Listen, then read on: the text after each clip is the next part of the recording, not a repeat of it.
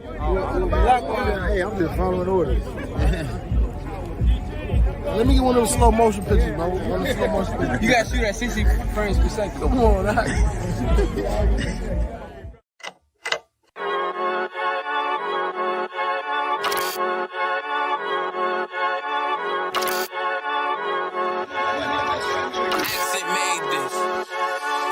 They say they wanna hit that raw shit.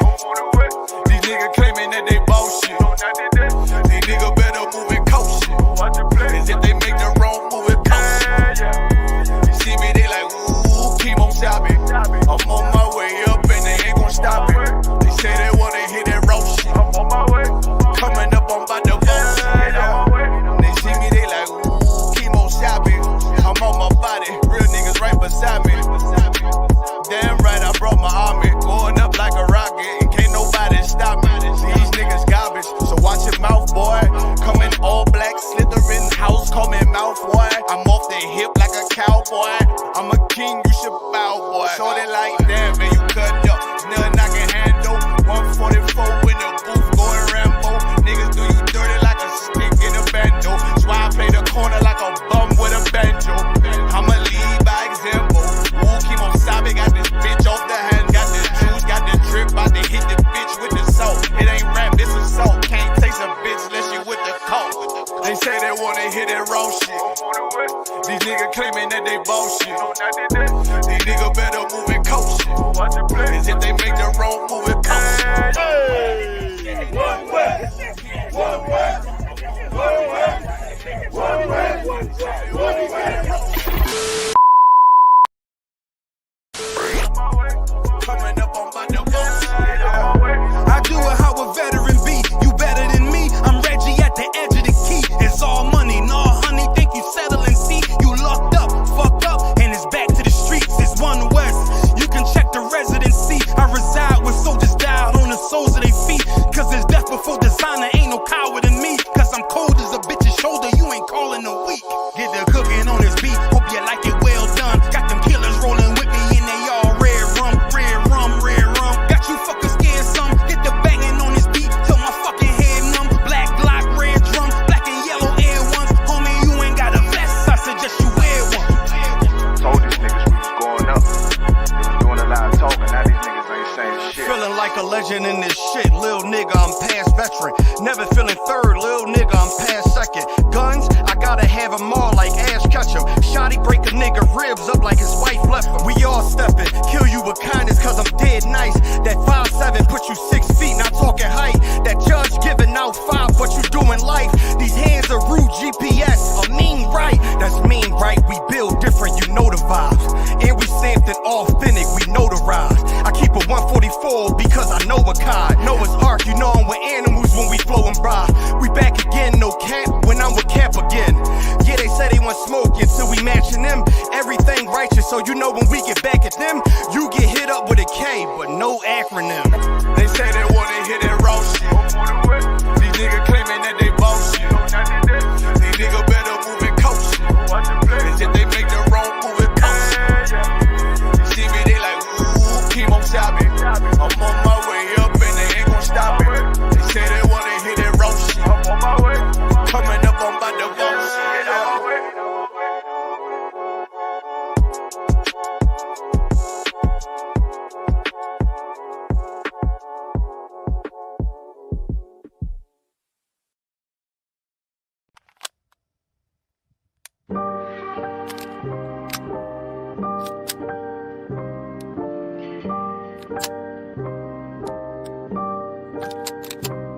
Prepare for war, just in case it's time to even the score. Say my name 3 times and I kick in the front door. No, I ain't greedy, but I'm hungry and I'm hunting for more. See, I'm a beast, bloody knuckle on all 4 with the gore. I see the ops watching, low clips, review my options. Close range with the shotty, put a hole in his body. Or should I walk up with the Glock, proceed to open his top? Either way, scope an infrared beam.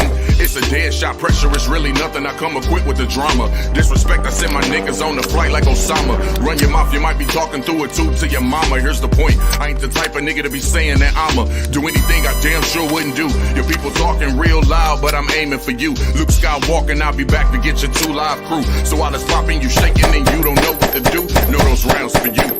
Pain. I I done seen too many real niggas fall to let these fuck niggas beat me. I must bring the pain. Yeah. Pain. Yeah. I done seen too many real niggas fall to let these fucking devils beat me. I must bring the pain. Yeah. With all my might, with all insight, I stay watching for enemies at the height of the night. Wanna catch me slipping, I know when my trigger finger is itching. I'm under mission, beating these pussies into submission. That king shit, that clap my hands twice when I mean shit. I'm on the block, calling for the rock on some fiend shit. A smooth criminal, I'm Mike J on some lean shit. Died and came back for my people redeem shit. Devils losing their mind and now they crossing the line. Till a fist goes in your mouth and it comes out with your spine. Out of all the trees you can climb, you devils barking the vine. We still hanging from trees and still holding up signs. For my niggas, it ain't no mystery. I gotta shed blood, and if it's us against the world, then I'm coming with slugs. I got my arms stretched out, but I ain't reaching for hugs. All that love is for the matrix, so it's time to unplug the pain. I done seen too many real niggas fall to let these fuck niggas beat me. I must bring the pain. Yeah. Pain. Yeah. I done seen too many real niggas fall to let these fucking devils beat me. I must bring the pain. Yeah.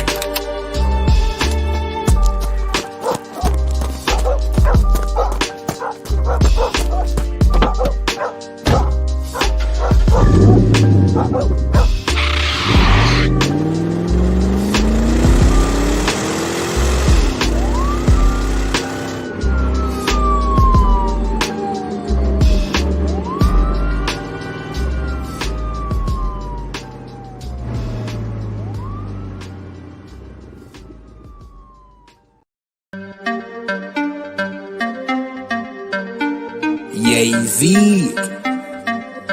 you know the chop. Ayazahab, badness no sad. Let me tell you how the badness steer. Dopey bad fly when the Glock display. Tell a boy say no try box this face, back switch face. You know how your blood clot casket stay, boy. You must see one back this prayer. When the map stick raise that big straight. Shot misplaced, the key them in your head stop misbehave. Crack his face, the key never tell us we lock this place. Which locksmith, anyway watch this space. War with them bunny like plastic plate, hey. We don't play around, when you see the UPK around. We bring the fucking AK around, AR-15s and AR rounds. We don't play around, when you see the UPK around. We bring the fucking AK around, AR-15s and AR rounds. We no take drape up, we no take beat up, we no stay up. And when the next day come, we no change up. Man, I act them bad as them wake up. AK boss boy, head top shake up. So tell a pussy hold down, violate us. No care where you status, where you take up. Every man a killer till miss a dead face, you straight up. Great stuff, one Westlink bigger than NATO. Man we bust it to NATO. Only man we afraid that are the creator, the maker. Hey, we don't play around. When you see the UPK around, we bring the fucking AK around, AR-15s and AR rounds. We don't play around. When you see the UPK around, we bring the fucking AK around, AR-15 and AR rounds. AR-15s and AR rounds. AR-15s and let me tell you how the badness steer. Dopey bad fly when the Glock display. Tell a boy say no try box this face, back switch face. You know how your blood clot casket stay, boy. You must see one Baptist prayer. When the map stick raise that lick straight. Shot misplaced, the teeth them in your head stop misbehave. Crack his face, the key never tell us we lock this place. Which locksmith, anyway watch this space. War with them bunny like plastic plate. We don't play around, when you see the UPK around. We bring the fucking AK around, AR-15s and AR rounds. Dear Lord, I hope you hear my prayers. Because we really, really need you down here. From all the pain that we going through, we know that you real, so can you fall through? Father, have mercy when we call on you.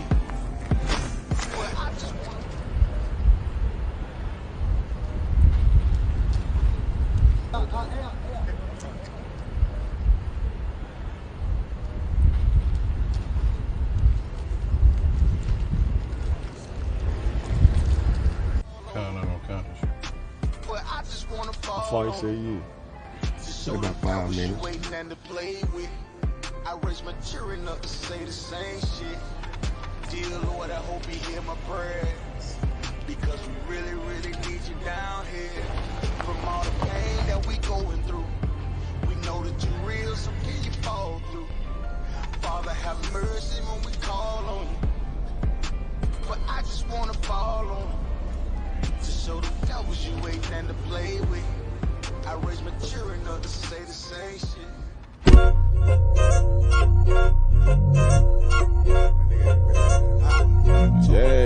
Yeah. Go ahead. Come on, West. Go ahead. Go ahead. Go ahead. Look, I keep it low to the T. UBK play for keeps. Ain't shit sweet. Got soldiers on deck, and my youngin' did a sweep. This a whole nother way. Tell him get the fuck off the beach. I'm in the field with the cleats. He ain't one of us, he a breach. Nigga, come through all black gully jack, man. All them niggas go retreat. Come through all black gully jack, man. All them niggas go retreat. I'm in the field with the cleats. He ain't one of us, he a breach. Come through all black gully jack, man. All them niggas go retreat. Man, this shit is too easy. I'm on gold, but they don't believe me. You know I'm winning with the team. Screaming Vinny, Vinny, Vinny, Vij. Hear them devils screaming out bloody murder. I'm about to close the curtain. Mama grind, bitch, and work. Sorry, all them lies, it ain't working. Them niggas weak, cause they be churchin'. I'm a West nigga, that's for certain. If he cross the line, I'ma back up and I'ma hit his ass with this virus. And I come through 300 strong, 144 Leonidas. All my niggas we eatin'. I'm in this bitch with the itis. Say, all y'all do the street. Jay Ollie through the street. If a nigga made the wrong move, he make his ass obsolete. He ain't one of us, hit the lead. He ain't one of us, he a breach. Come through all black gully jack, man. All them niggas go retreat. Go ahead. Look, I keep it low to the T. UBK play for keeps. Ain't shit sweet. Got soldiers on deck, and my youngin' did a sweep. This a whole nother wave. Tell him get the fuck off the beach. I'm in the field with the cleats. He ain't one of us, he a breach. Nigga, come through all black gully jack, man. All them niggas go retreat. Come through all black gully jack, man. All them niggas go retreat. I'm in the field with the cleats. He ain't one of us, he a breach. Come through all black gully jack, man. All them niggas go retreat. You see this look that's on my face, bitch, I'm for real with it. I hit the streets, put on my cleats, was in the field with it. You soft as cotton, just an actor, Uncle Phil with it. And then my target's on the move, but I can still hit it. Hey, I speak true cause it's necessary. Gullah Jack revolutionary. Cold on them like January. Commander General is a visionary. Soul food, no sweets. Your preacher man, he's sweet. Matter of fact, he weak. It's wartime for peace. Think you hard, nigga, you ain't. Fuck with us, nigga, you can't. You smart cars, we pace. We form up in ranks. We body bag this rap shit. All black, no bright shit. Real life, no cap, bitch. Fall on them, that's cap shit. I keep it low to the T. UBK play for keeps. Ain't shit sweet. Got soldiers on deck, and my youngin' did a sweep. This a whole nother wave. Tell him get the fuck off the beach. I'm in the field with the cleats. He ain't one of us, he a breach. Nigga, come through all black gully jack, man. All them niggas go retreat. Come through all black gully jack, man. All them niggas go retreat. I'm in the field with the cleats. He ain't one of us, he a breach. Come through all black gully jack, man. All them niggas go retreat. Go ahead.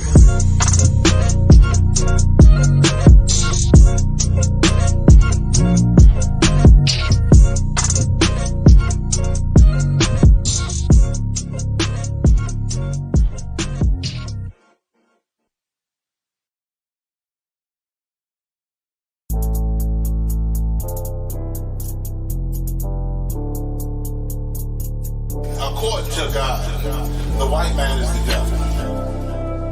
You see, I've been in here for a little minute. You know what I'm saying? And I see niggas, they like to talk a lot. They like to claim leadership. They like to claim this and that. You know what I'm saying? They like to be above what they really is and have authority. But they don't really need that authority. They don't really know what to do with that leadership. You understand? You hold hands with this white ass, need to stop and ask you to give a damn what you talk about. Don't give a fuck what you believe, nigga. Gotta stand up and serve my God. We don't pray on our knees, nigga. Yeah. See, everybody ain't with all that peace talk. Everybody ain't with all that. Let Mike on be. Boy, ask you to stop and ask you to profit. It's about to get serious. When they hit us with dope and kill us with crack, where the fuck with your leaders? I'm curious.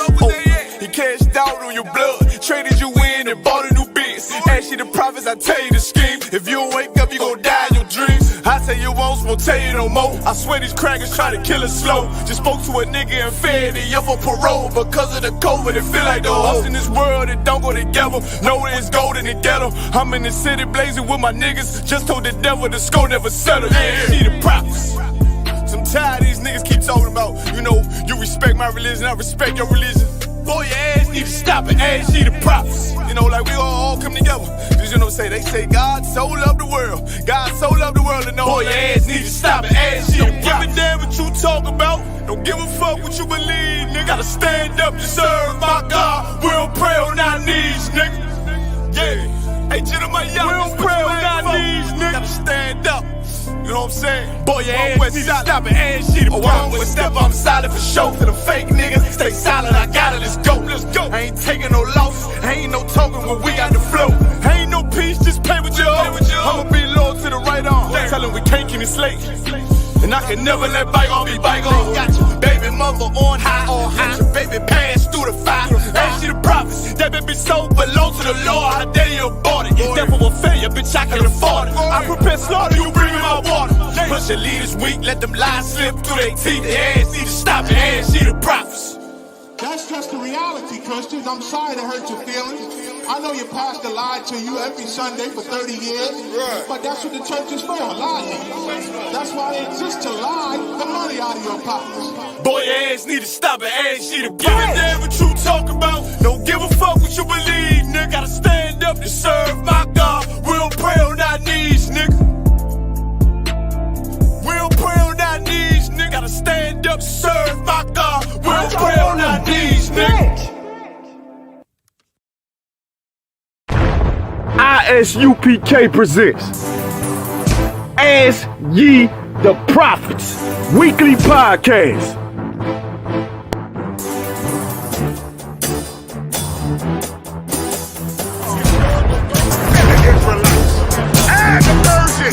Every race in the movie. We are not to trust.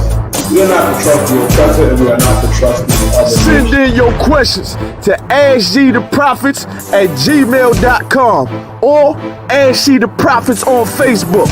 And your questions will be answered live every Wednesday, 11 a.m. Eastern Standard Time. Shalom. He's speaking of his own.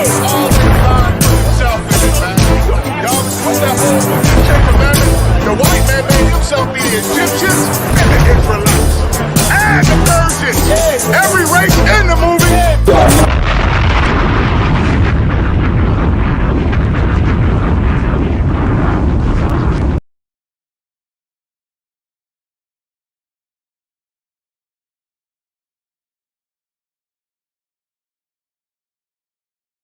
How does all the anti-Semitic talk lift up black people?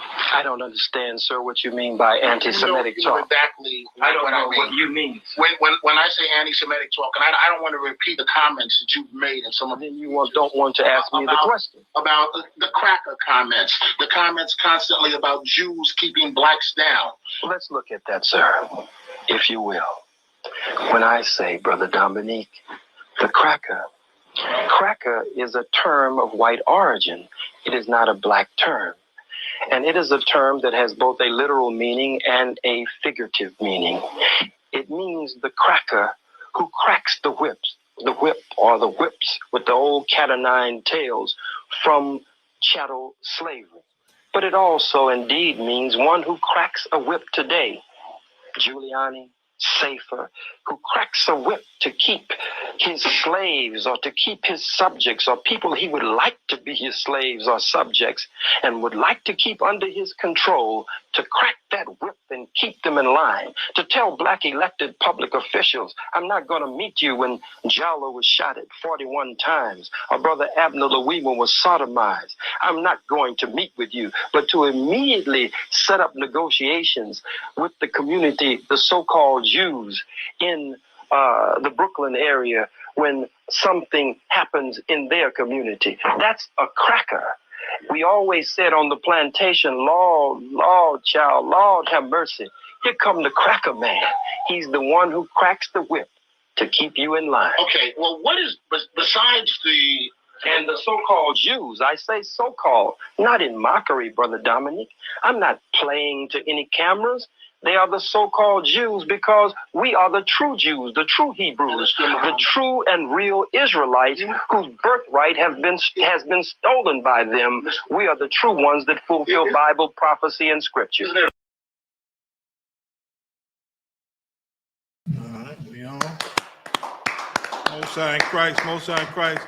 Shalom, Israel, brothers and sisters, man. Welcome to another episode of Ask Ye the Prophets. We are ISUPK out of 1 West Harlem, New York, under Commander General Yohana Production, man. About to get it in again. As we just saw, Khalid Muhammad, you understand, he learned that we are the real Jews. He learned that we are the biblical Israelites. Where did he learn it from? Of course, the home of the truth, the ISUPK. The head priest taught him this way back, you know what I'm saying?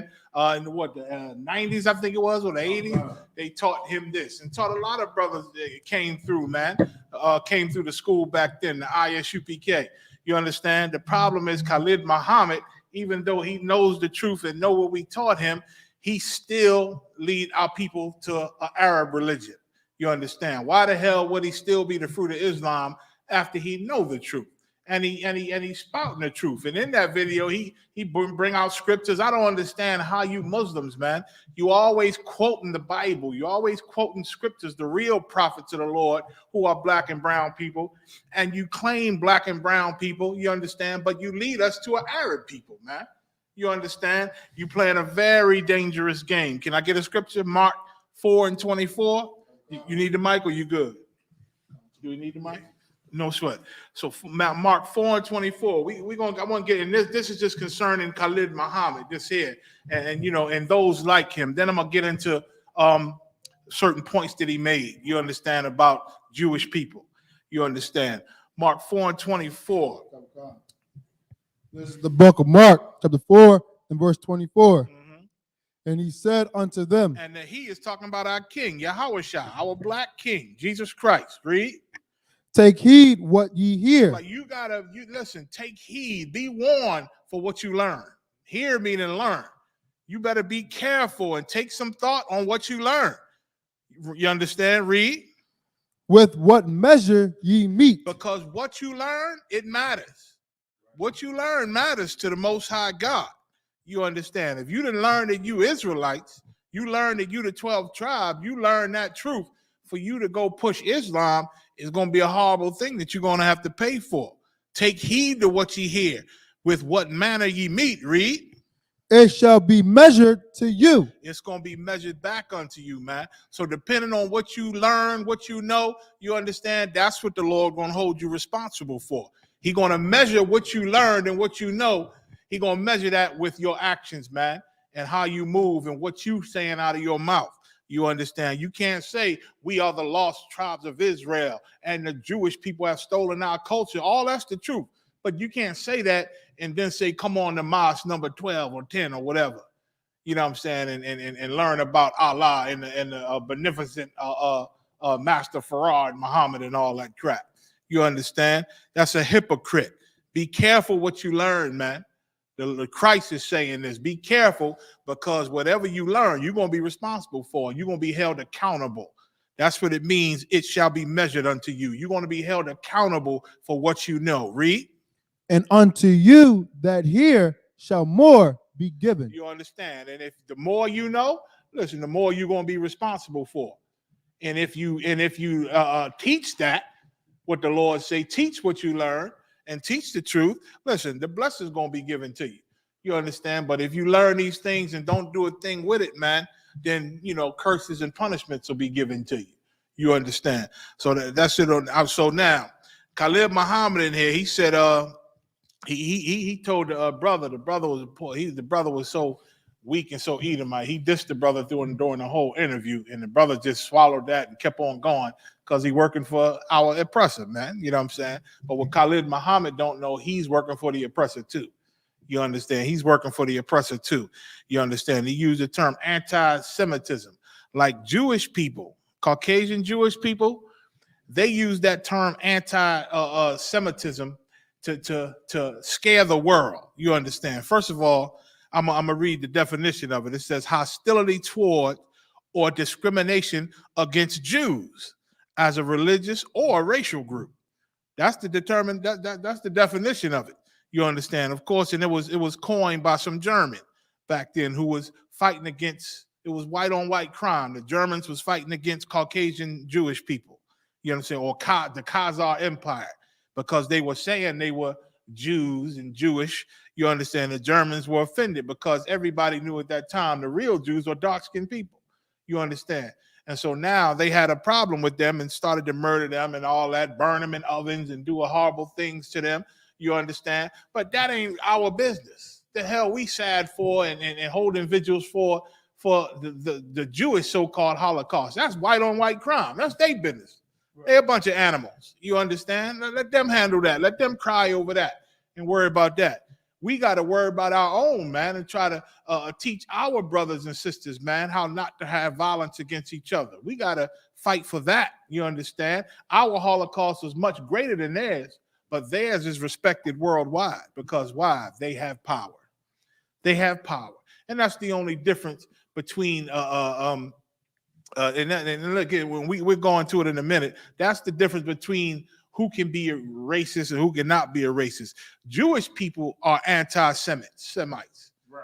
The real anti-Semites are Jewish people because, once again, they hold hostility and discrimination toward the Jews, which are black and brown people, man. We the real Jews, and they discriminate against us by saying we're not Jews, by saying we're African, by saying we're American, by oppressing us, by being hostile to police. American police force, the entire American police force are anti-Semitic because they murder Jews in the streets unarmed, black people. You understand? Hispanic people. They murder us. They're the real anti-Semites. You understand?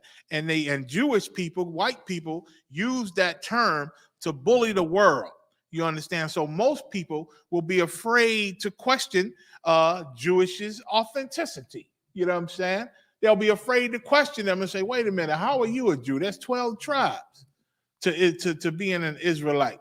You understand? Jew comes from the tribe of Judah. What prophecies about Judah do you fulfill? You understand? What descriptions did God put in the Torah and in the Tanakh and in the ancient scrolls? What description about being a Jew do you Jewish people fulfill? Right. I ain't never seen it, and I ain't never heard none of you mention it. You understand? I questioned a Jewish man years ago. And I said, what makes you a Jew? You know there's 12 tribes. What makes you a Jew? Some of them, I said, what tribe are you? So they say, well, I'm Jewish. I'm Jewish. Some of them say Ephraim. They'll just guess and pick a tribe. You know what I'm saying? I said, oh, you Ephraim, huh? You know what I'm saying? I said, what makes you a Jew? He said, I come from Israel. I fought in the Israeli army. I said, oh, that's what makes you a Jew, huh? All right, well, we're a Jew by birth, you understand? Right. And we can prove it because of biblical prophecy. So the real anti-Semites are Jewish people, the police, Donald Trump, any white racist against black people, any racist, Arab racist. You got Africans that can't stand black and brown people, man. Any race of people that come against black and brown people are the true anti-Semites. Why? Because we are the real Jews. And that's just the truth. And we taught that to Khalid Muhammad. He did his research and he saw that it was true. And that's why he said it on national TV so long ago. And many of them said, Farrakhan says it. Farrakhan says we are the lost tribes of Israel. You understand? They said once upon a time, they used to say we're the lost tribes of Shabazz until the ISUPK start clowning them. And so, well, where that history at? Who the hell is Shabazz? Let's check him out. You know what I'm saying? Let's look into it. Maybe you're right. Right. Farrakhan. Maybe you're right, Khalid. Pull up this Shabazz and let's see how we come from him and what prophecies he got and what did God say about him. You know what I'm saying? He don't exist. He's just some made up name that gives the fruit. Used to get a fruit of Islam a little power. We from the lost tribes of Shabazz, my brother, and it sounded cool. Like, oh man, well, black power then. You know what I'm saying? But the Lord then blessed us, man, to get the truth through the heads of the ISUPK, man, and raising up Commander General Yohana to be in the spirit of the Most High Christ the Most High in Christ. You understand? And at that same time, they also taught Khalid Muhammad who he was, man. Who he was. And he going to be responsible, man. Like we brought out earlier. He's going to be held accountable for not bringing Israelites together, for not coming and joining the ISUPK and becoming an officer and fulfilling his troopership, becoming an officer and teaching the word of the Lord, man, and getting out on them streets with us. He was held responsible, man. You know what I'm saying? Go ahead. This is from the final call back in 2010. God. On their paper. Look at that. Blacks, true children of Israel. From 2002. You understand? I done heard Farrakhan say it on many occasions, man. Many occasions. Before I learned the truth when I was in the world, my draw to Farrakhan, I used to listen to him a lot. My draw to him, because he used to talk about that mothership. You understand? Lo and behold, when I found the truth, I see that he got the mothership from the Bible. That's where he got it from. You know what I'm saying? A ship that's coming, to take us home, like the slaves used to sing. Sweet chariot, swing low, sweet chariot coming for to carry me home. Those are biblical prophecies, man. The book of Isaiah say we're going to go up into them ships, man, and be hid in the chambers until the anger of the Lord be finished on this earth. And then other precepts tell you we're going to be put back down here in the wilderness and training for the day of hunting, man, for hunting season that's coming. The book of Jeremiah tell you we're gonna be fishers, you understand, but then we're going to be hunters, man. Right. It tells you that, you understand. So Khalid Muhammad, the Lord held him responsible for what he learned. You understand? That's very important, what he learned. We are the real Jews, and Jewish people are the goddamn anti-Semites. Give me that. Give me Revelation 2:9. And then I'm going to get 3:9. And it's recorded in our records, man. It's recorded in our records. John, one of the disciples, man, was in prison for teaching Christ. And the Lord showed John a lot of visions about Christ. You understand? And a lot of prophecies that was going to come to pass. He showed John while he was in prison. And this is one of the visions he showed John. Revelation 2:9. And is this written in red? Okay, go ahead. This is the book of Revelation, chapter 2 and verse 9. I know thy works. I know thy works. Go ahead. And tribulation. And tribulation. Who is this talking to? This is talking to the real Jews. This is the Lord talking to the real Jews. He said he knows our works and tribulations. Our works is putting our brick in, standing up in this evil society while everybody hates us. While everybody hates us, we still stand in the spirit of Christ and still walk in his shoes and try to do everything that this Bible commands us, even though we hated by our family, even though our friends hate us now, even though we don't everybody hate us because we don't join. We are not affiliated with no other Hebrew Israelite group. And you Christian Israelites, you hate us because of that. They are separate, man. They supposed to be our brothers, but they separate. They won't come to our summit. They don't come to nothing we invite them to. You understand? We have to be separate because we can't get caught up in your sin, man. Your sin can destroy the whole nation, man. The Lord will destroy the whole nation over a few sinners, man. And Commander General Yohana, like he learned from the head priest, he taught us honor and integrity, man, and great obedience to what these scriptures say. And this what keeps us safe. You understand? It's what keeps us on the good side of the Most High, because you don't want to see the bad side. You understand? Read. He said he knows our work and our tribulation. Tribulation is all the trouble we go through, all the hell and oppression we go through standing in this hell called America, man, in this great Babylon, this modern day Sodom and Gomorrah going on.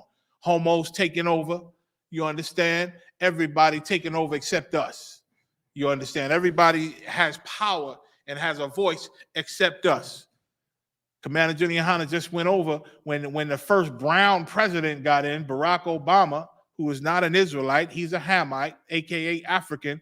When he was running for president, he spoke against one group of people, the only group of people that you can legally speak against in the earth. If he would have spoke against Jewish people, he would have been anti-Semite according to the world, and they'd have tried to impeach him. If he had spoke against the French, if he had spoke against any nation, any race, if he had spoke against the Chinese, it would have been an uproar. it would have been an uproar. If he'd have spoke against Arabs, it would have been an uproar. You understand? But who did he speak about? The only people that the world accepts people talking about and being and oppressing. That's black men. Black men. He spoke about black men and spoke against us, man, and down and you know and spoke evilly against us, man. About what did he say about having too many kids and all this and that? Some old heinous thing Barack Obama said about us, and there was no uproar, there was no march, there was no nothing, man. There was no new laws created to protect us.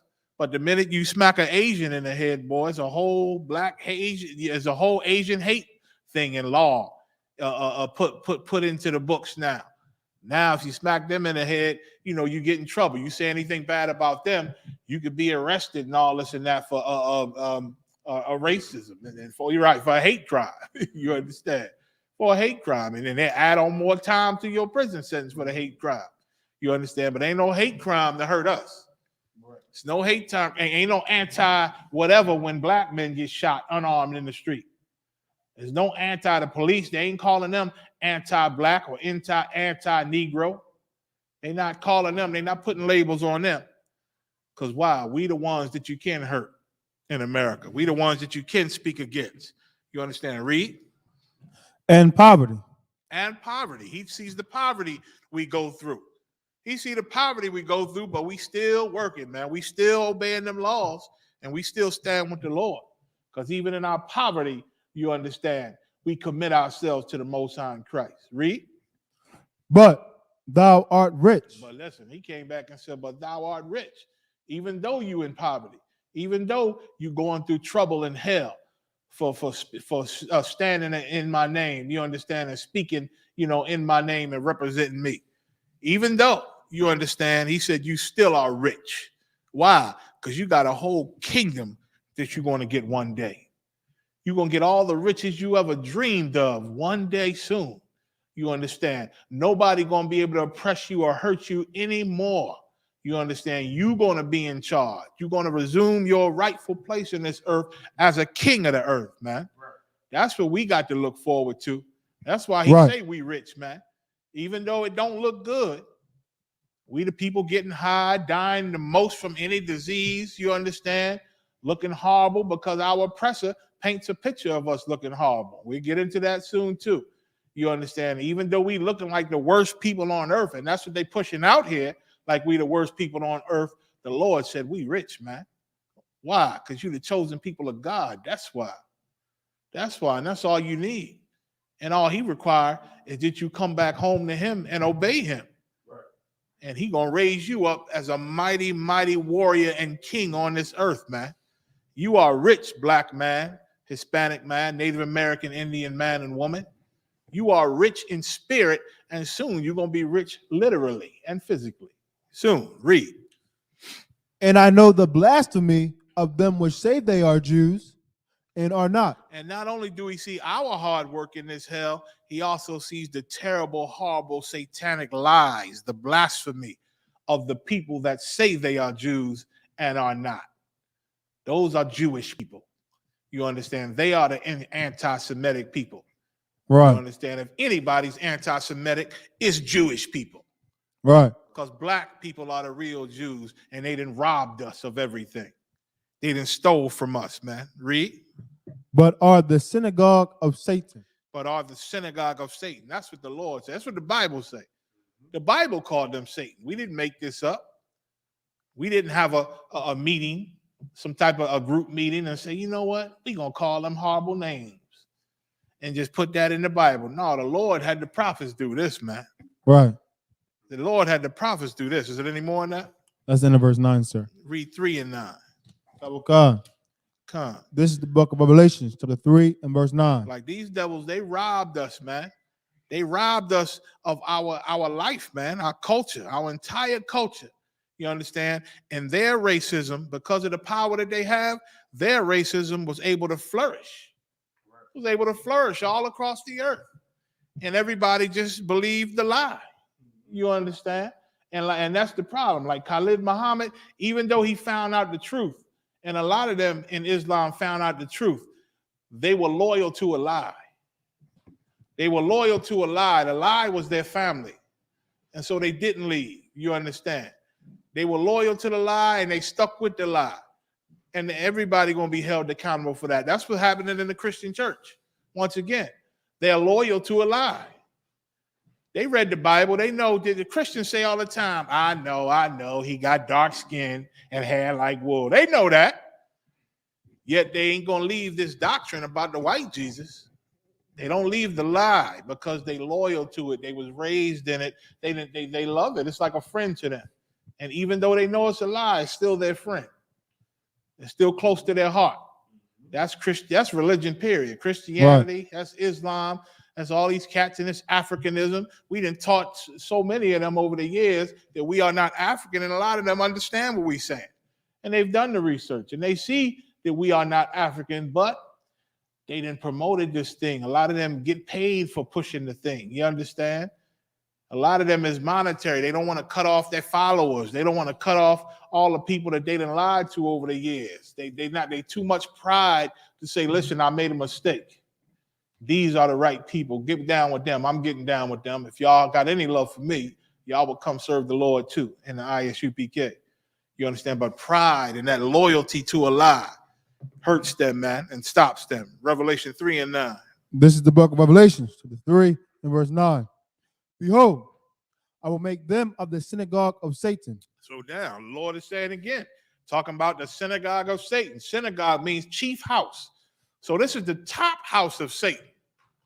You thought they were Satanists in America, them little white boys and girls with the black fingernails, right? And the black lips with the devil horns around their neck. You know what I mean? Drinking blood, trying to be vampires and trying to sharpen their teeth into vampire teeth. You understand? You thought they was the worst thing. No. Satan is transformed into an angel of light. The Lord just called these people the synagogue of Satan. Because why? They sit in the earth as the real Jews of the Bible, like they're the children of God, and they are not. They are the top Satanists of the earth, man. Read it again.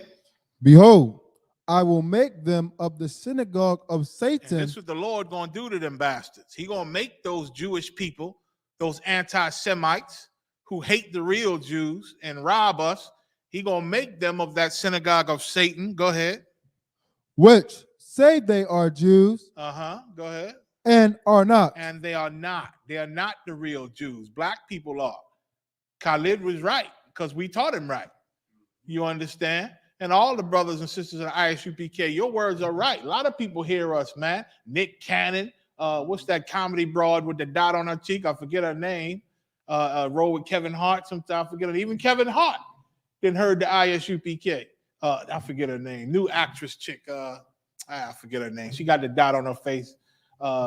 Kevin Hart kind of brought her up a little bit out. I forget her name, but she say she's a Jew. She knows she's an Israelite. Tiffany Haddish, come. She's not even Israelite. But, no sweat. I think they call themselves Falashim. Yeah, they're Falashim Jews. Come. So she claiming our culture too. You understand? And she's an Ethiopian. She's not one of us. The water for the correction. You understand? So now a lot of people claiming and finding out that they're Jews, or at least she know the Jews are brown. Hell, she know that much, but she's just claiming to be one and she's not one. She's no different from Barack Obama, who's not one of us. You understand? And so now this synagogue of Satan, the Lord said they say they are Jews, but do lie. Read. But do lie. But they lie. They're a bunch of liars. This is in the Bible. This is in the Bible. But boy, if you call Jewish people lies, out loud or in America, you're anti-Semite. You're anti-Semitic.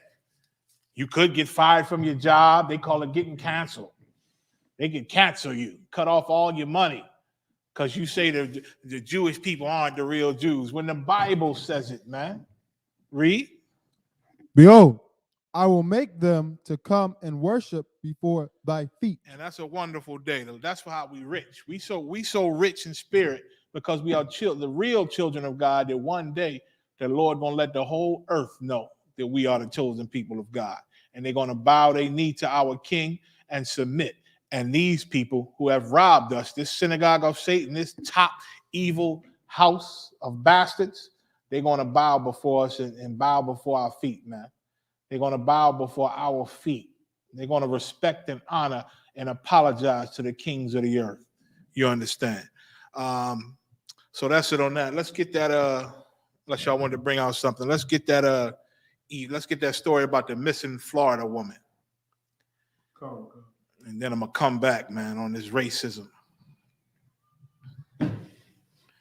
Got a story about a sister, man. A sister who went missing. She went missing went back on November 28th, right? She was missing. Lo and behold, she had a white boyfriend, a Caucasian boyfriend, an Edomite boyfriend. And so now you know that when black people see that, oh my God, she was with one of them. We know what it is. Because it's been a big thing now. A lot of black women is going missing, man. Black men too. Black men are going missing too, and a lot of black women.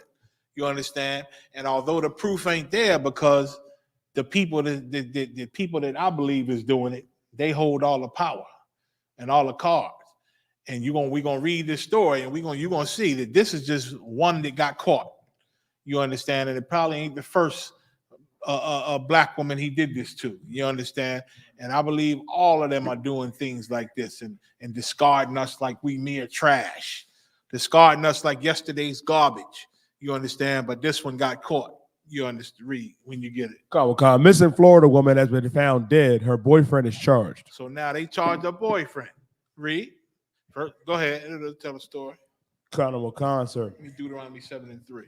The decomposing remains of a Florida woman were found on Tuesday, one day after her boyfriend was charged with her murder. Kathleen Moore, 34, was discovered around 11:30 a.m. after someone found her remains in a thick brush. So they found her body yesterday, Tuesday. You know what I mean? Covered with a bunch of thick brush, man. She was in like a wooded area full of bushes and leaves and dirt and branches, thick brush. And he buried her up in there, man. But they found her. Go ahead. Colonel Khan, sir. The day after Colin Nat killed her after a night of arguing, he refused to tell law enforcement her whereabouts.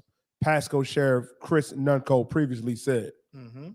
Investigators were able to positively identify Moore based on her tattoos, the sheriff said in a press conference Tuesday.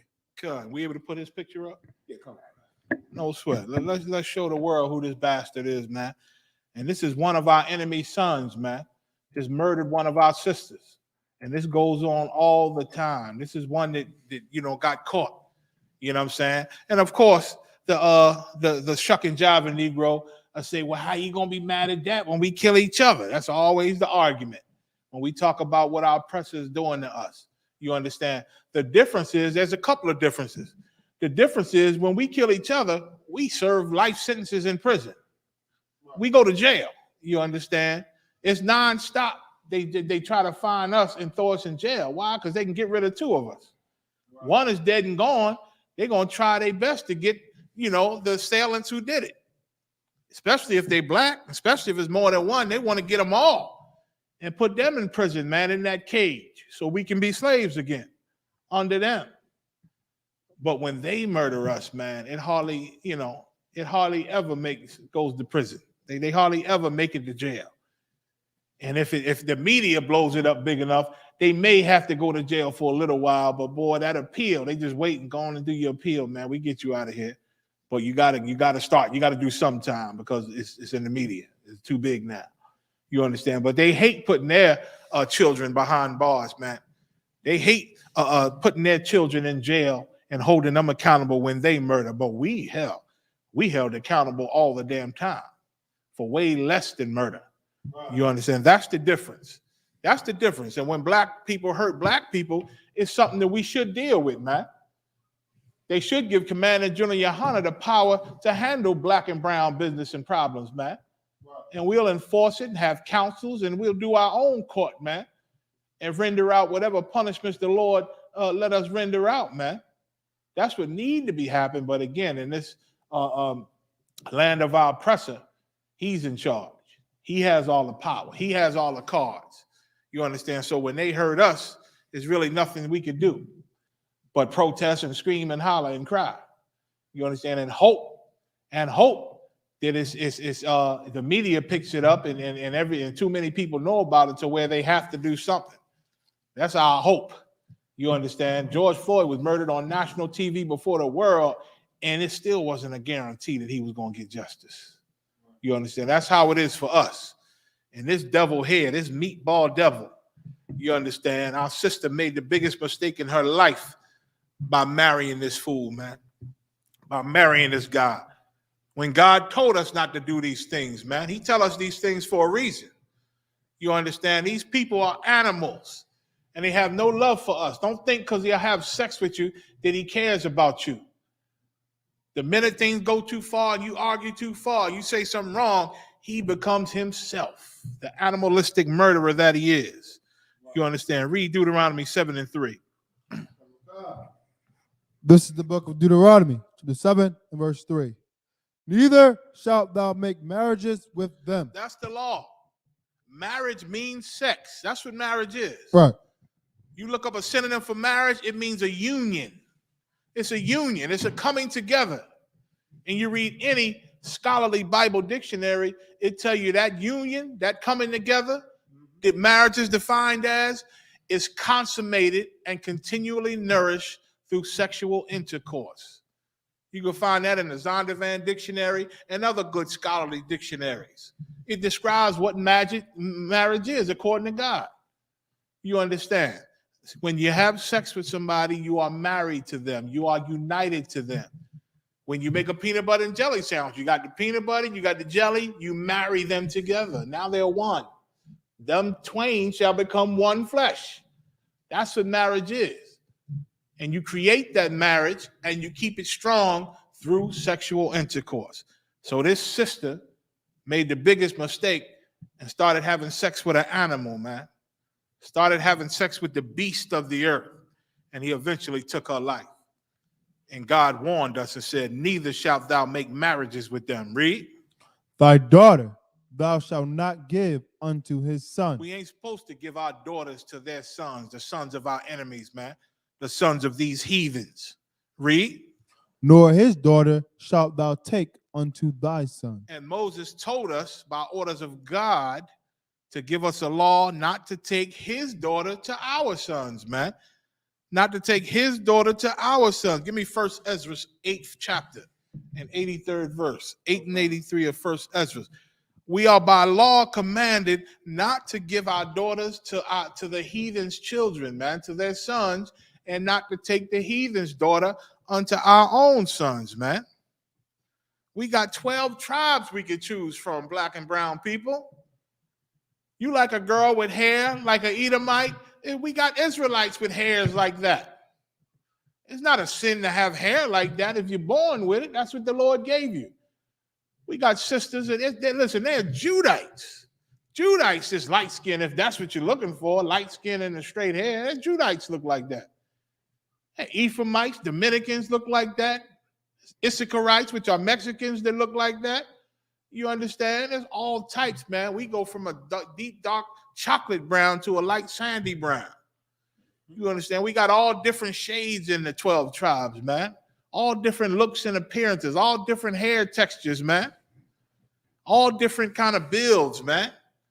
Any kind of woman you like, you can find them amongst the 12 tribes. That's how much the Lord loves you. He put amongst your people, you know, your type, if you got a type. You understand? Read.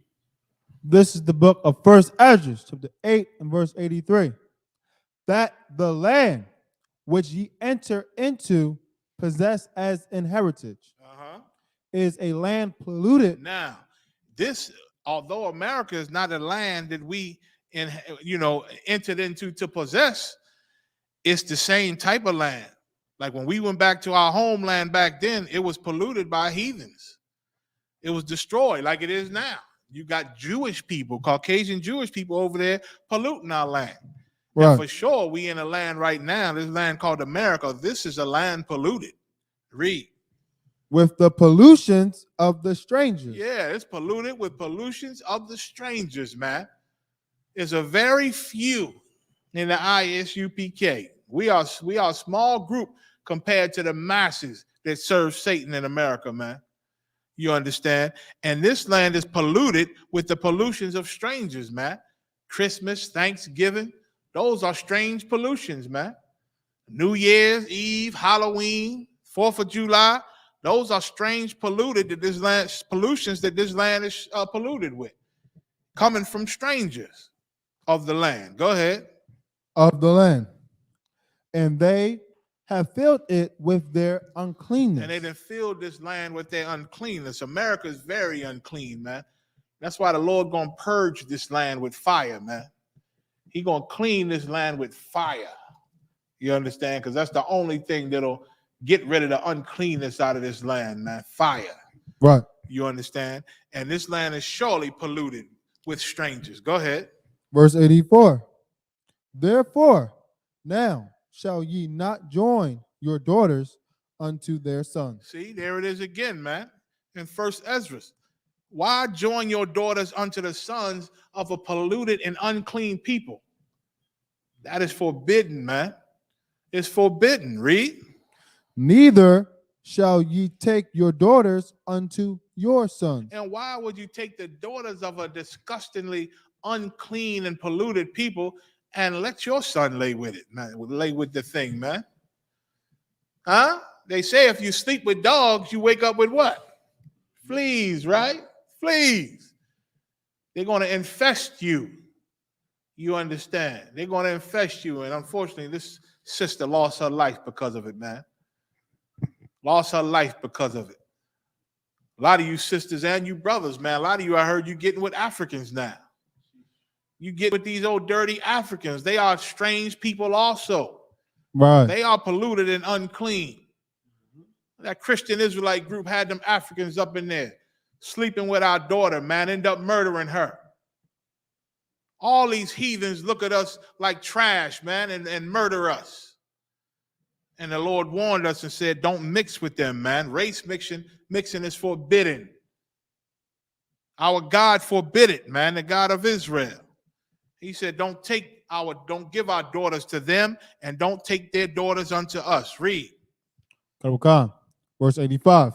Moreover, ye shall never seek to have peace with them. You shall what? Never seek to have peace with them. The Lord said never.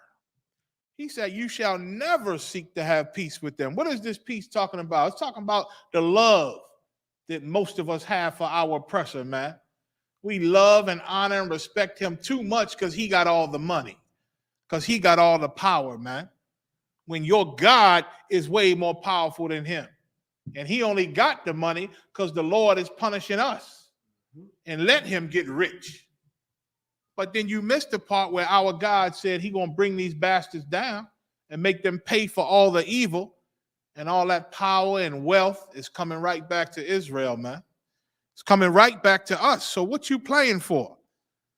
You're supposed to never have peace with these people, man. You're supposed to never accept their culture and their traditions and their way of life. That's what having peace with them is. You celebrating Thanksgiving and Christmas, you at peace with our oppressor, our murderer. You at peace with him. You getting all ready for New Year's and getting your hat and your horn blowers and all your little dust thrown in the air, ready to kiss some stranger in the goddamn mouth. You at peace with our enemies, man. You at peace with them, and God said, never seek to have peace with them. Read. That ye may be strong. That ye may be what? Strong. So he's telling you that if you're at peace with them, if you love America, if you're trying to love and enjoy your life in America or with Americans, Caucasians, if you're trying to celebrate these holidays and you just love the traditions of this place, good old glory and the American flag and saying, pledging allegiance and singing that Star-Spangled Banner. If that's what you love, you got flags all in front of your house, American flags. You are, brother, you love this place and you are at peace with them, and you're not strong. And you're not strong. You are weak. You got American flags flying off your car in front of your house. You are weak. Because that American flag represents the horrible murder of all your brothers and sisters, man, and the oppression of your brothers and sisters. Do not have sex with these heathens, man. Don't marry them. Don't mix with them. And this sister made a horrible mistake. She know now, but it's too late. It's too late. That's what Commander General Yohana always taught me. Learn from other people's mistakes. Right.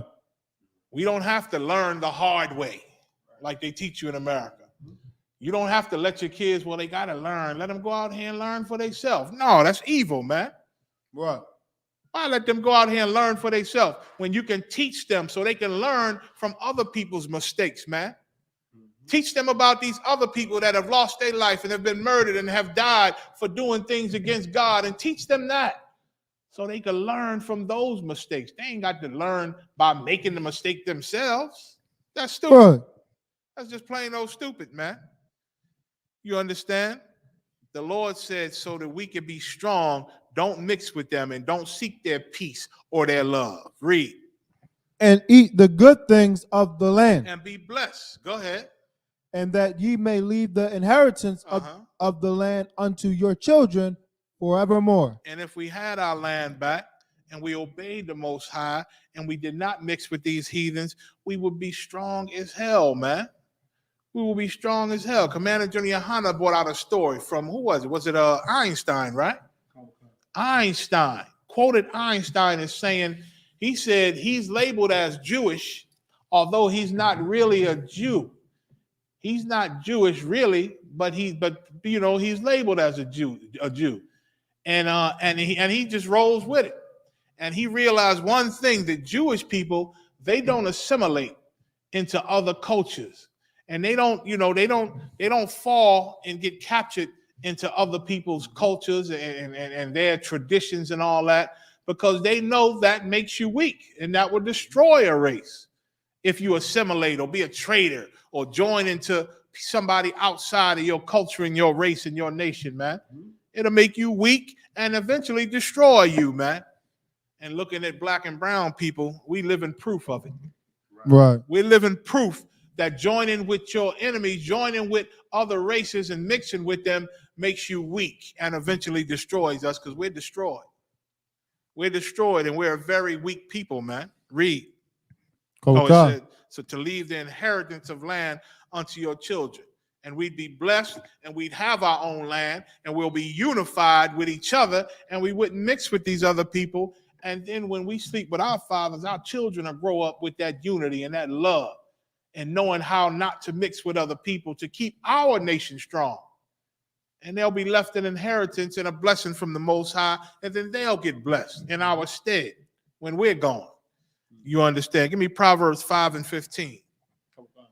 It's all over the Bible not to mix with these people, man. But we constantly do it. We ain't learned from James Byrd. I learned from James Byrd. Y'all heard the story. James Byrd had white friends, right? Rolling with them, and they eventually got drunk, and then they do what our Caucasian oppressors do. They got drunk and started to attack James Byrd, the black man of the crowd, and tied a rope to his head, man, and dragged him. Tied a rope around his neck like a lynching and tied it to a vehicle and drove until his head came off, man. And that was their buddy. That was their buddy pal. You understand? Because when this man sits in his right spirit, the demon that he's born with, he's very dangerous to us, man.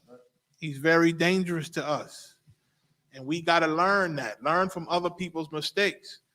God does not want black and brown people to mix with these heathens, man. We ain't to mix with white people or the Chinese or the Japanese. I don't care how cute they are. We ain't supposed to mix with the Filipinos, and we ain't supposed to mix with the Africans. I know them Ethiopians, some of them got big behinds. So what? Your 12 tribe do too.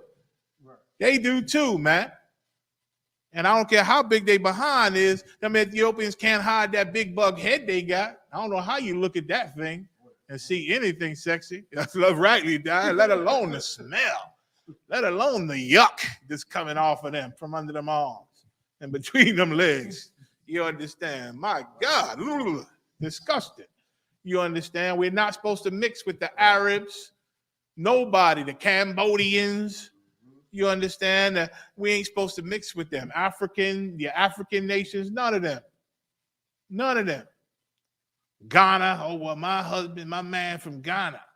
I've been on 3 dates with him. You out of order then, sis. You out of order. God said not to mix with them. We didn't make this up. We didn't wake up one day and decide to be separatists. God want to keep us separate so we can be strong, man. So that we don't be destroyed like most of our people are. When the ISUPK, we didn't learn how to be strong again. Right. And we're going to teach the world how to be strong again. Right. Go ahead with Proverbs. This is the book of Proverbs, chapter 5 and verse 15. Drink waters out of thine own cistern. You hear that? Drink waters out of thine own cistern. You understand? The Lord is telling us, man, this is a precept saying we got our own cistern. Your 12 tribes, that's a cistern is something you drink out of, like a canteen, you know what I'm saying? Or something that holds a drink or water or whatever. You understand? Don't go to our Caucasian oppressor's cistern, drinking out of him like we fought to drink out of his fountains and sit on his toilets and eat at his restaurants right next to him. We fought for that when the Lord told us a long time ago, drink waters out of thine own cistern. The Lord gives us our own cisterns to drink out of, man. And it's called Judah, Benjamin, Levi, Ephraim, Simeon, Naphtali, Asher. You understand? All the tribes, Issachar. He give us Levi, if I didn't say Levi, Benjamin, you know what I'm saying? He give us 12 tribes to drink out of. And that water is delicious, I buy. Right. That water is absolutely delicious. You understand? You can't get enough of it. It's so delicious. You understand? We got our own people, man, telling you not to mix with strangers and heathens and other people, man. We got our own race to love. Right. It's not enough. We ain't got it. The Lord ain't give us enough love in us to love other races, man. We ain't even mastered loving each other yet. Right. And he said in the scripture, if you say you love God and hate your brother, you a damn liar. That's in the Bible, man. You got to love your brother to show the Lord you love him. You understand? While we run into other races and trying to join with them and marry them and love them, we pissing God off, man. Drink out of your own cistern, man. Ain't nothing better than the water from your own cistern. Read. And running waters out of thine own well. Your own well, man. Your own well. The 12 tribes of Israel, that's your well. The Lord made a Chinese woman for a Chinese man. He made a white man for a white woman. I wish that sister would have known that. The white man is for the white woman. The African man for the African woman. And the black and brown Israelite man is for the black and brown Israelite woman, man. We got to stay in our own cistern. That's how we stay safe. That's how we stay strong, man. Poor sister, man. She at rest now. She come back in a better way. You understand? She come back in a whole better way. So I'm going to go to the first question we got for today. Time check. All right, I see the time. All right, first question. I'm going to read it until your diet gets here. First question they sent, I heard they was going over this all up in the clubhouse. You know what I'm saying? This is the big topic. You understand? Can black people be racist or prejudiced? You understand? That's the big topic. You understand? I'm going to end up going to James 2:17 when you get a chance. So now, the best way I want to describe whether black people can be racist or not is comparing it to faith. You understand? So we're going to get James 2:17. I'm going to compare being racist to having faith, right? We all know faith, and we're going to read it, that faith without works is dead, right? So you can say you have faith, right? But without the actions that go behind it, you understand, you really have no faith. You could say it all day, but unless it's in your actions, you understand, your faith is dead. It don't really exist. That's the same with racism. Racism without the power to be racist is dead. Right. It's dead. Racism without the works of racism, you understand, that, which is the power to affect somebody's life in your racism, it isn't actually racism. You understand? Read that. James 2:17. This is the book of James, 2 and verse 17. Even so, faith, if it have not works, is dead. being alone. So now you can't have faith, and I'm gonna bring it back to the racism. You can't have faith if there's no works to prove your faith. You understand? Christians say they got faith all the time. Even Muslims say they got faith in God all the time, but neither one of them do what God says. Do what God says. You might say you love Jesus Christ, right? I love God. Y'all better follow God. You need Jesus. You need Jesus. Jesus Christ said out his own mouth, this people honor me with their mouth, and they honor me with their lips, but their heart is far from me. So you do honor him with your talk. And you talk a lot about God and Jesus Christ and your faith and how holy you are and sanctified and Holy Ghost filled. You understand how saved you are. You good with that mouth service and with your lips, but your heart ain't with the Lord. That's not faith. You really have no faith, no matter how much you talk. It's a bunch of lip service, man. Racism is the same way. You can say whatever you want about another race of people. If you got no power and you don't use that power to affect the race you're speaking against, it really ain't racism. It really don't matter. You know what I'm saying? You can't affect anything. Read on about faith. Verse 18. Yea, a man may say, thou hast faith. Now, once again, everybody say they have faith. Christians, Muslims, everybody. Go ahead. And I have works. And Paul's saying, even though a man say they got faith, I got works.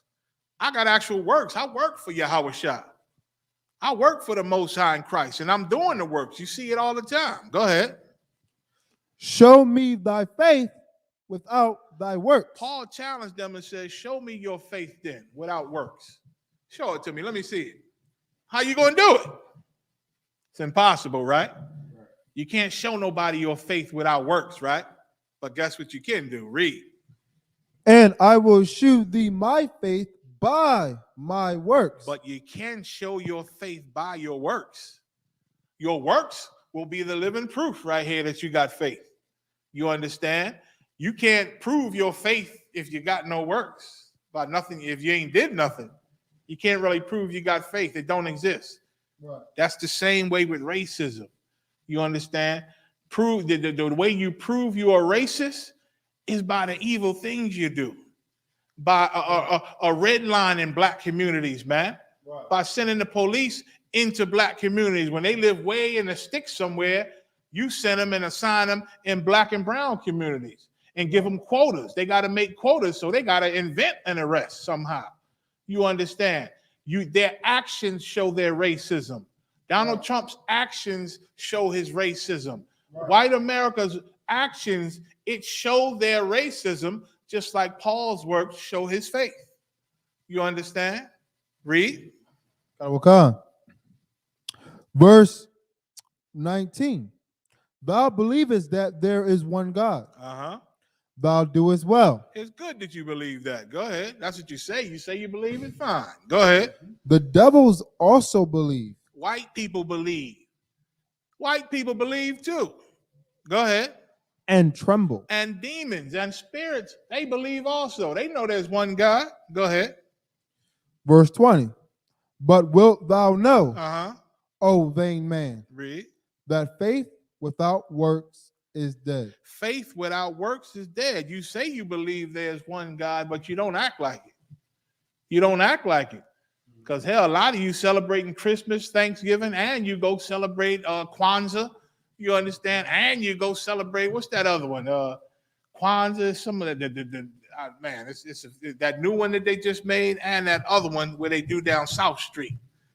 A Doom Day. You understand? You got a bunch of little celebrations worshiping different gods, but you claim it's just one God you serve. You understand? You a bunch of liars. Your faith is dead because you got no real works proving your faith. You show your faith is in Satan. You show your faith is in white America. That's what you show. Because you got that grill every 4th of July. You're lying to your kids about some white man coming down the chimney every Christmas. And you celebrate the murder of our brothers, the Native Indians, every Thanksgiving. So those works show who you got faith with. And it ain't faith in God or Christ. It's faith in America and Satan. That's what it's faith in. Read. Because why? Faith without works is dead. And your works are going to show who you got faith in. Read. Verse 21. Was not Abraham our father justified by works? Go ahead.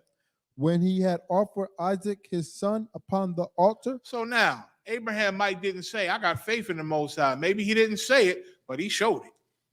He showed it when he was about to sacrifice his son by orders of God. He showed his faith, read, by his works. Go ahead. Verse 22. Seest thou have faith wrought with his works? And by works was faith made perfect. Damn right. Go ahead. Verse 23. And the scripture was fulfilled, which saith, Abraham believed God. How did you know? How you know he believed in God? Go ahead. And it was imputed unto him for righteousness. How do you know he had faith in God? How do you know he believed him? Because of his actions. His actions proved he had faith and believed in the Most High. Read. And he was called the friend of God. Go ahead. Verse 24. Ye see then how that by works a man is justified. Right. Go ahead. And not by faith only. Yeah, you can't be justified by faith only because it ain't real unless you got the works. Go ahead. Verse 25. Likewise, also was not Rahab the harlot justified by works? Right. Go ahead. When she had received the messengers and had sent them out another way? She protected Israel and she helped the brothers, man. Helped the brothers escape. Her works showed that she was justified, that she had faith, man. She was justified by what she did. Go ahead. Verse 26. For as the body without the spirit is dead. You see that? You see that? Paul was so wise, man. Just like your body without your spirit is dead. It's nothing. It's nothing, right? You're not even a person without the spirit. You need the spirit for your body. You understand? The body without the spirit is dead. Read. So faith without works is dead also. And so is your faith without works. And so is your racism without works. Right. Without the power and the works to be a racist, you can't really be a racist. So no, black people can't be racist because we don't, have the power to affect anybody's life. You understand? When a group of people, right, is racialized, black and brown people, right? Black and brown people, when they have little or no power, when they got no power over you institutionally, right? They can't affect you. They can't hurt you. You understand? They don't get to define. Like because we don't have power, we can't even define or create the terms of your existence. In other words, I hope I'm speaking too scholarly. We can't even set the standards for how you live because we got no power. Right. You understand? We can't set no standards for how you live. You understand? We can't limit your opportunities in life. Right. You know what I'm saying? We can't stop your careers. You understand? You ain't got to worry about us. You know what I'm saying? You ain't got to worry about us creating no slur or no derogatory name for you that the world going to take and say, oh my God, yeah, that's it. They're not going to listen to us. Who gives a damn what we say? Right. You know what I'm saying, iPod? Who gives a damn? What's going to happen? You know what I'm saying? What we going to deny you bank loans? You own the banks. Right. You know what I'm saying? We can't deny you no bank loan. We can't stop you from purchasing a home because we don't own none of it. We ain't got the power to stop you. We can't blackball you. You know what I'm saying? We can't redline you. We can't do none of those things to white people. You understand? Because we got no power. Right. Our works can't, prove our racism. You understand? But on the other side of the coin, white perceptions or what they believe or how they feel, that is the thing that society will pick up. You understand? That is the thing that will end up, being the status quo in a white dominated society. Right. Whatever they think and their perceptions of how things are. You understand? If white people say black and brown people are savages, they criminals, they thugs, they're a bunch of thieves, they do this, it don't matter if I'm Oprah Winfrey. It don't matter if I'm Spike Lee. It don't matter if I'm General Mayat. It don't matter if I'm Mumia Abu-Jamal. It don't matter if I'm Don Lemon on CNN. It don't matter if I'm a real criminal. You know what I mean? Who does stealing and all that. We all labeled as criminals and thugs and thieves because that's how white people see us, and they have the power and they have the works and, you know, to affect our lives. Right. You understand? They have the world is going to believe them when they say criminal and thug. You say criminal and thug, automatically you're thinking about blacks and Hispanics. Why? Because that's their perception of us and that's what they put out. And they have the power to do it. We ain't got the power to do all that. You understand? Now, let's say black people. Let's say black and brown people, right? Let's say we say white people is a bunch of mayonnaise eating, stinking people. They stink and smell, and they thieves, and all they think about is money, right? Is that going to turn anybody off toward them? Hell no, because who gives a damn what we say? We ain't got the power to be heard like that. You understand? We ain't got the power for it. Who going to care? You know what I mean? If anything, white people will take the things we say and learn how to make money off of it because they got all the power. They'll take what we say. Listen, they'll have a commercial saying, cracker, the cracker's cracker. And that thing will sell and be delicious, and they'll make a commercial. Why? Because they even have power to disrespect themselves and profit from it. Right. That's power. Mm-hmm. When you can talk about yourself. There's plenty of movies and shows, y'all done seen it, where they call themselves the devil. Well, you know I'm the devil, right? You know I'm the devil. You know the white man is the devil, and all we do is steal and rob. That's on a lot of movies and shows. They can do that because they got all the power, and the Chinese still going to come to them for money and loans and to do business. So are the Africans, and so are the Arabs. You understand why? Because black and brown people, the indigenous people, we don't have the power to be racist. We don't have the power, the influence, or the works to make a difference if we say anything that you even perceive as racist. Racism without the power to go with it is dead, Yediah. Right. I don't know what they talking about on the Africans talking about on Clubhouse. Go ahead, slide. And what you bringing out, sir, is just so heavy. And an argument, you know what I mean, that I made, you know, a brother was saying, well, what if, you know, we call them cracker? What if, you know what I mean, you know, like brother came at me and was like, well, you saying they're a so-called Jew, but, you know, their claim is strong. I'm like, I can tell that you never read the Bible, brother. And like you was bringing out earlier, General, is that the oppressor knows he's not the real Jew. That's why he calls himself Jewish. And I brought out in the rumor, which is so heavy, and Commander General Yohana went into it as well, to show you how much they love one another. They won't buy a German car. God.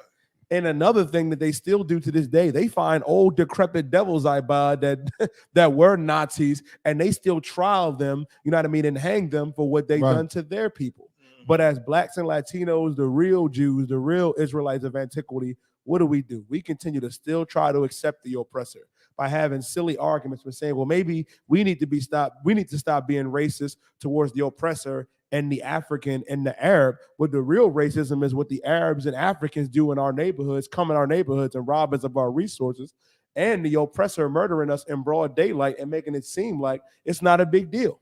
Dylan Roop going into a church in South Carolina is not a big deal to the oppressor.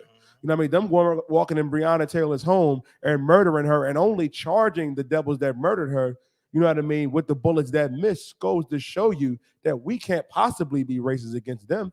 Because black people we're not in the judicial system. This is not our land. We're not in our, you know, country. This is not our government. But our government is going to come when a black man by the name of Yahweh Shah Mashiach comes.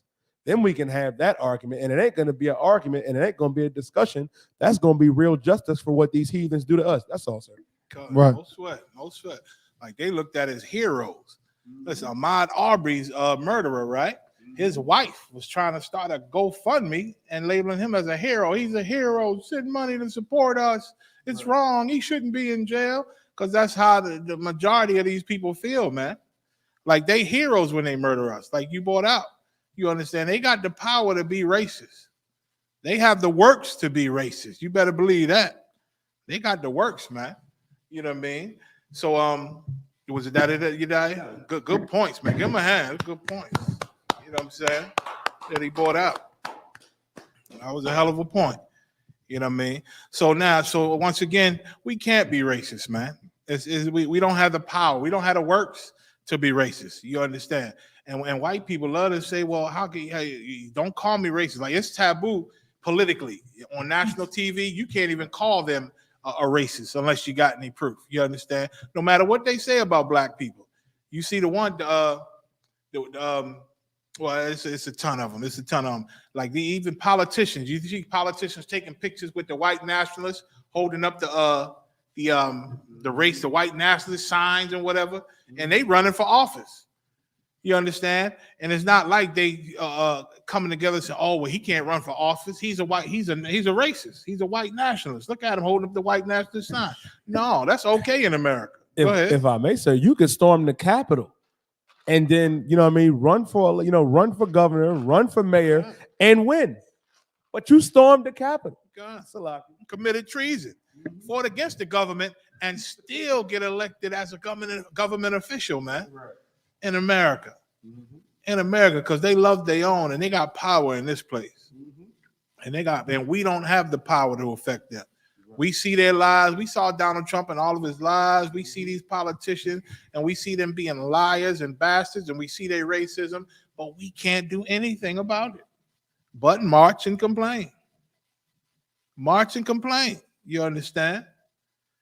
If we only understood, if we come back to our Father, man, if we came back to the Most High, all you rich Israelites, you black and brown, Oprah Winfrey's and Kevin Hart's and all of you comedians and actors and entertainers, you need to take all the millions of dollars you get from the oppressor and give it to Commander General Yohana, man, help him forge this nation.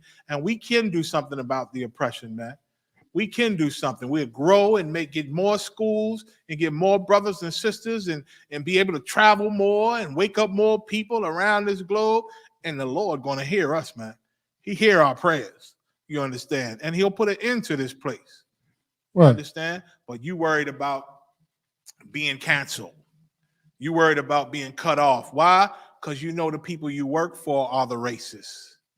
You know they're the racists, and they got the power and the works to prove their racism by canceling you, by cutting you off, by messing with your money.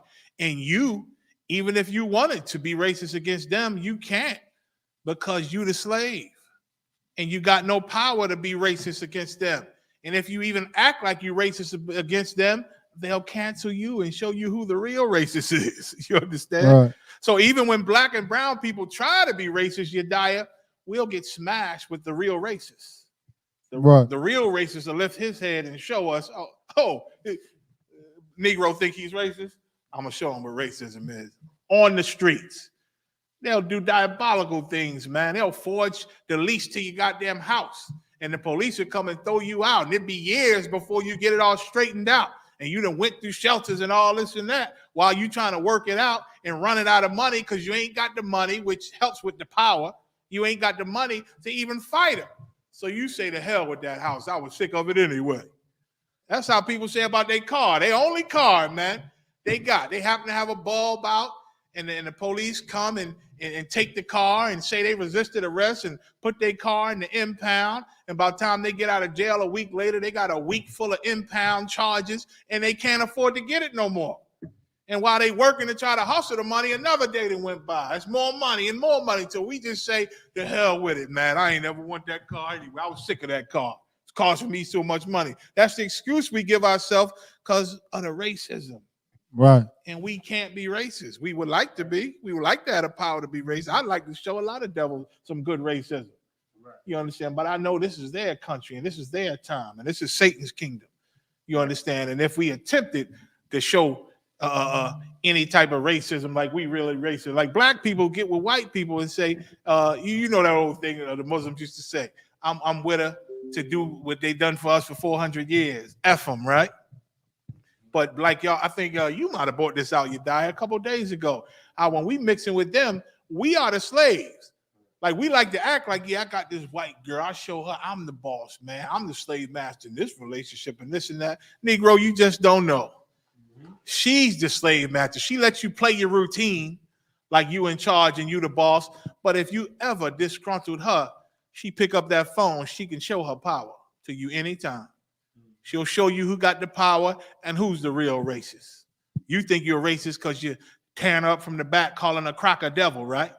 You think, yeah, I'm the boss of this. Yeah, this is mine. You piss her off the wrong way. She'll have the murderer at your door, ready to take you out at any second, man. She holding the power in the relationship. She just letting you pretend because you her good boy. You understand? So that's it on that. Let's go to the second question. Brother said, can I get a breakdown of Isaiah 11 and verse 11 through 14? No sweat. Let's get that. Isaiah 11 and 11. Oh God. This is the book of Isaiah, chapter 11 and verse 11.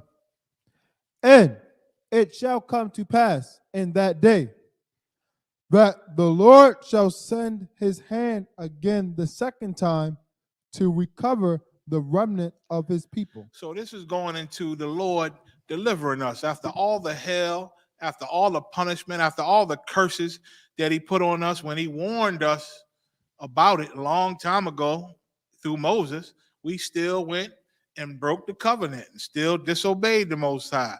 And he fulfilled his words and punished us, man. And now we come into a time where he's going to bring us back. He's going to recover and say he's going to set his hand again the second time to recover the remnant of his people. Why? Because we'd have been destroyed and in this hell, man. And now the Lord, through his great mercy, is trying to bring us back home. Go ahead. Which shall be left Uh-huh. from Assyria, From Assyria, go ahead. and from Egypt, And from Egypt, go ahead. and from Pathros. Now, of course, a lot of simpletons going to say, see, that ain't just Israelites. He talking about bringing Assyrians home. They the heathen. Egyptians are heathens. Pathros, Cush, those are Hamites and Elamites, Elam, you understand? And you're right, those are other nations. But why is the Lord saying he going to recover the remnant of his people? Because his people are Israel, Israelites, which shall be left from Assyria. Why? Because there's Israelites in Assyria. There's Israelites in Egypt. There was Israelites in Pathros, Israelites in Cush. Read on. And from Cush. Go ahead. And from Elam. There are Israelites in Elam. Go ahead. And from Shinar. Uh-huh. And from Hamath. Go ahead. And from the islands of the sea. There are Israelites all over that. I'm going to go to it in a second. Read. Verse 12. And he shall set up an ensign for the nations. An ensign for the nations. Why? Why is he setting an ensign? An ensign is a sign. The Lord's signs be his prophets. And the words when he sent us on the streets and we speak his words, those are the signs that he sent to the nations, meaning to all the other races. Right now, we in America. And the Lord is calling us back home in America. You understand? Now, we're not really Americans. Are Americans the heathens? Yes. But we here in America, and he taking us, recovering us from America. You understand? And he's going to set up an ensign for the nations. Why? Because Israelites are in these nations. Go ahead. And shall assemble the outcasts. The what? Outcasts. The outcasts, read. Of Israel. So they were outcasts in Israel. These are the ones in these other nations.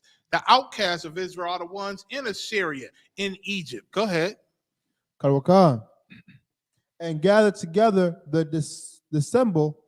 The dispersed. Oh, the dispersed of Judah. So he gathering together the outcasts in Israel. Remember, the nation was split once upon a time. You had Israel and you had Judah. You understand? And the Lord was bringing back the outcasts of Israel, and he going to bring back the dispersed of Judah. Go ahead. From the four corners of the earth. Because why are we everywhere? Deuteronomy 28 and 64.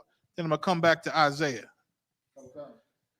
Deuteronomy 28 and 64. And that's heavy. Like the Lord, he don't break his word, man. He even said in the book of Ezekiel, he going to take the one stick for Israel and the other stick for Judah and bring them together in thy hand and make them one stick. This is the same thing. He's taking the outcasts of Israel and the dispersed of Judah, and he's going to bring them back home from the four corners of the earth. Read Deuteronomy 28 and 64. This is the book of Deuteronomy, 28 and verse 64. And the Lord shall scatter thee among all people. Read that again. And the Lord shall scatter thee among all people. How do you think we got amongst the Egyptians and amongst the Assyrians and amongst Elam and amongst Cush? Because the Lord punished us. He punished us. He said we will be scattered amongst all people. That's an outcast. The Lord punished us. There were certain laws if we broke, we was kicked out of Israel, man. Right. We were made outcasts of Israel. We wasn't even Israelites no more. Thus in Cornelius. You read about Cornelius in the book of Acts. He was one of those outcasts. He was one of those outcasts, but again, the Lord prophesied, it shall come to pass that he's going to bring them home. And so that's why he showed the vision to Peter to accept Cornelius, even though Cornelius was an outcast. And he dispersed Judah. Judah did as much sins as Israel did, man, and he scattered us too and dispersed us. But now a day is coming where he bringing us together, man. You see the ISUPK. We bringing all the tribes together, man. Them tribes coming in here happy to find their true identity, man. These young Issacharites, man, and these young Simeonites coming up in here saying, man, I'm going to bring more of the tribes up in here, man. I got work to do. And I love to see it, man, because we need it, man. The Lord put the spirit on you to bring all these tribes together. We unstoppable if we come together, man. Right. If we let go of religion and traditions of men and came back to serve our God, these 12 tribes is unstoppable. Read. This is the book of Deuteronomy, 28 and verse 64. And the Lord shall scatter thee among all people, from the one end of the earth even unto the other. What the Lord just said in Isaiah, from the four corners of the earth, right? Here it go. The Lord warned us a long time ago that we would be outcast or dispersed if we disobeyed him. And he's telling us he's going to send us, he's going to put us among all people from one end of the earth even unto the other. Go ahead. And there thou shalt serve other gods. See? You see that? That's a horrible punishment, man. We scattered amongst all these heathen, and we don't even get to worship our God no more because all these heathen gods and these heathen traditions and their heathen rules and living in their culture, man. And we end up serving other gods. Go ahead. Which neither thou nor thy fathers have known. Go ahead. Even wood and stone. A lot of Israelites worshiping that wood over there, that cross. That so-called cross. That's what the wood represents, that tree, that wood that our king was hung on, and the Christians then took it and made it an idol. You understand? How do you idolize what they murdered our king in? You understand? That's like idolizing the death chair that they killed little George Stinney in. That's like taking a little statue of the electric chair with George Stinney in it and wearing it around your neck. You understand? But we wear the way of execution and murdering our king on our neck, man, with that cross. You understand? Even wood and stone. And everybody know that stone. What's the cobblestone? The cobblestone, also called the black stone, that old square thing that they built that old house around in Mecca, that our people worship, trying to be Arabs, trying to be Muslims. Read. Verse 65. And among these nations thou shalt find no ease. No, there's no ease among these nations because it's not our home. It's not our culture, not our traditions, and we in utter hell. You can't find ease in hell. There's no peace in hell. That's why it's stupid to try to march and beg our oppressor for peace when he is the people of hell. He is the people created to deliver the hell and punishment to us. So how are you begging him for peace? The Lord said, thou shalt not make straight, which I have made crooked. He was made to be our punishment and our hell. Are you going to tell him, be nice now? I know God made you horrible and disgusting and full of fury, wrath, and hell, but you should change and be nice. No, he can't change. He is what he is. Right. Leopard can't change his spots, right? That's the Lord trying to tell you, Israelites. Right. But you still think you can change this man and make him nice and make him kind and make him love you. Hell no. You understand? You shall find no ease. Go ahead. Neither shall the sole of thy foot have rest. Right. Ain't no rest in this place. You got to pay that electric bill. He going to throw you the hell out. You got to pay that water bill or he throwing you out. You better pay that mortgage and them taxes or he throwing you out. You're going to be homeless. You understand? So ain't no rest for the sole of your foot. Go to work. Go be a slave. Bring home that check and pay these damn bills, man. Read. But the Lord shall give thee there a trembling heart. Go ahead. And failing of eyes. Uh-huh. And sorrow of mind. And sorrow of mind. Acts 2 and 5 real quick.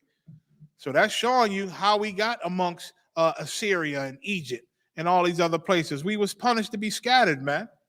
The Lord prophesied if we disobeyed him in Deuteronomy, we will be scattered among all people, man. Not find no rest, treated horrible. We be in hell.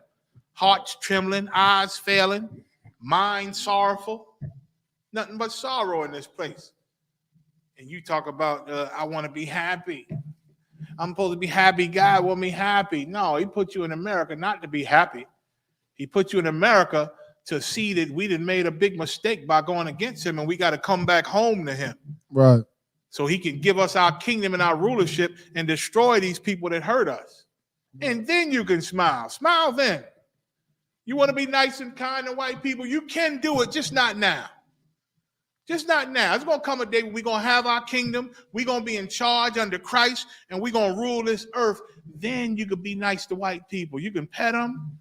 You can walk them, teach them all type of tricks. You know what I'm saying? You can do it. You can dress them up. You know what I'm saying? People love to dress their animals, right? I think people having nice little sweaters on their dog when it's cold. You're going to be able to dress your Edomite when it's cold. You're going to love him, give him good biscuits that he like, find out what he like and toss his biscuits up. And he jump up and grab it with his mouth. You can be nice and love your Edomite. I love my dog. I got a bulldog, boy. The ugliest face you ever want to see. But I love that nigga, boy. I love it. And I love his ugly face. You can love your Edomite the same way, just not now. Right. This ain't the time. Lord said there's a season for everything. There's a season for love and there's a season for hate. Right now, we in the hating season because we being destroyed by our peoples, man. Right. We being destroyed by our people. You can love them, just not now. Not now. Go to, you got Acts 2 and 5. Okay. Even in the New Testament, it say we scattered. You understand? And we're going to be coming together. The New Testament says that. Read Acts 2 and 5 just to back up what Isaiah's saying. This is the book of Acts, chapter 2 and verse 5. And there were dwelling at Jerusalem. So in Jerusalem, somebody was dwelling there. Go ahead. Jews. Jews. There were Jews dwelling in Jerusalem. Let's read about these Jews. Devout men. They were not only were they Jews, but they were devout Jews. They were the real Jews, Israelites, and they were devout, meaning they served God. They served God. They came back home to God and tried their best to obey them laws and commandments, man. They were devout, meaning devoted to our culture, devoted to being an Israelite and obeying the Most High. Go ahead. Out of every nation. Out of what? Every nation. And these Jews, these weren't just any Jews. These particular Jews were out of every nation or every race. Go ahead. Under heaven. Under heaven. You remember Isaiah said out of a Cush, out of Elam, out of Egypt, out of Assyria. Why? Because there were Israelites in all these nations, man. And a lot of them became devout and returned back to the Most High. And the Most High started bringing them back home, man. That's what Isaiah going into. Go back to Isaiah 11 and let's start at 13.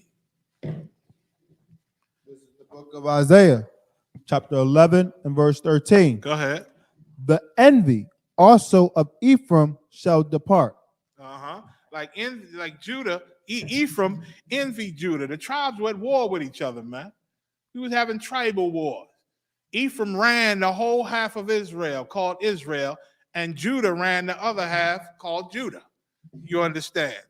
And we were fighting each other and didn't like each other. We appointed our own separate kings. You understand? We were divided. And the Lord is the one who divided us because we were disobedient. You understand? But the Lord is saying the envy of Ephraim is going to go away. Go ahead. And the adversaries of Judah shall be cut off. And the adversaries of Judah going to be cut off. You understand? Anybody fighting against Judah, is going to stop. They're going to stop, man. And Ephraim going to stop being envious of Judah. Go ahead.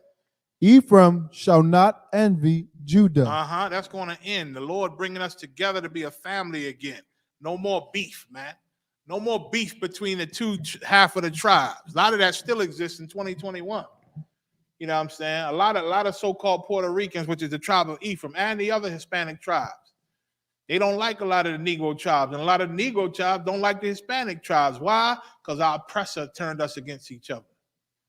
Our oppressor turned us against each other. But thanks to the Most High Christ raising up Commander General Yohana, we learning that we are all family again, man. Right. And we learning these laws and statutes on how to get along with each other, man, and how to respect and honor each other, man. And ain't nothing like this brotherhood. You understand? But right now, once upon a time, the brotherhood wasn't there. Right. But the Lord bringing it together. Ephraim shall not envy Judah. Go ahead. And Judah shall not vex Ephraim. And Judah can be assholes a lot of times. Judah can be very assholic. You understand? We can be with pride and all that, thinking we the bomb. You understand? We are not going to vex Ephraim no more, or the other Hispanic tribes, because we know you are blood brothers, man, and we love you.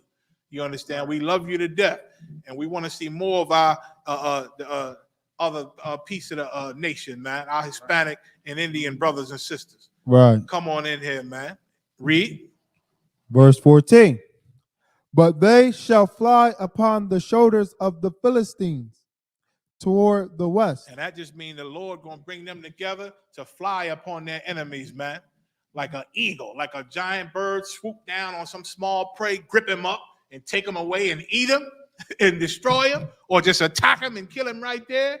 That's how the Lord going to do with Ephraim and Judah. Going to bring the nation together, and we're going to roll on our prey. Read.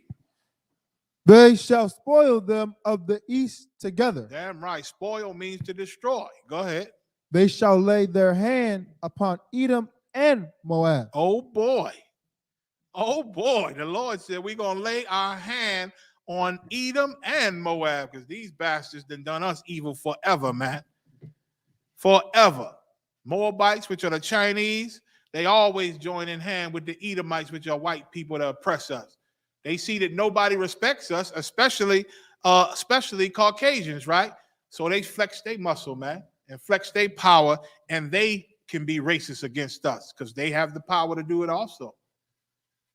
They shoot our little sisters, man, for nothing because they think they stole something. They murder us and fight us and beat us. Just saw another video. Bunch of Moabites beating the hell out of some young sisters with a stick. Chase one out the store, beating them with a stick. And the other ones they trying to beat, and the young girl trying to stop it. Like, stop it, stop it. They ain't even fighting back, and they trying to hit them. Who knows what it's over? Because sometimes they do business. I don't know why we still go to these people, man. But they do a horrible hairdo, and you know Eve get mad. You do her hair wrong, and then they don't want to pay. And them Moabites don't give a damn. They want their money.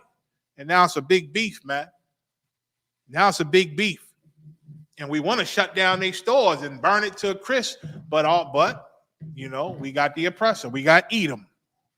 We got Esau protecting everything. Put us in jail. You understand?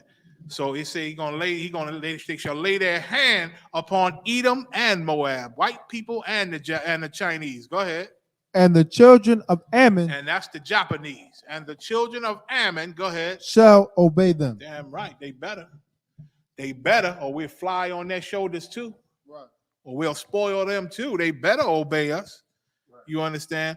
That's what Isaiah 11 is talking about. The Lord bringing us back to be a strong nation again and destroying our enemies before us. Zechariah 9 and 13.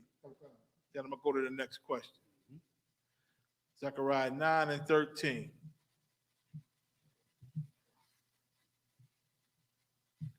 Like the Lord calling us home, man.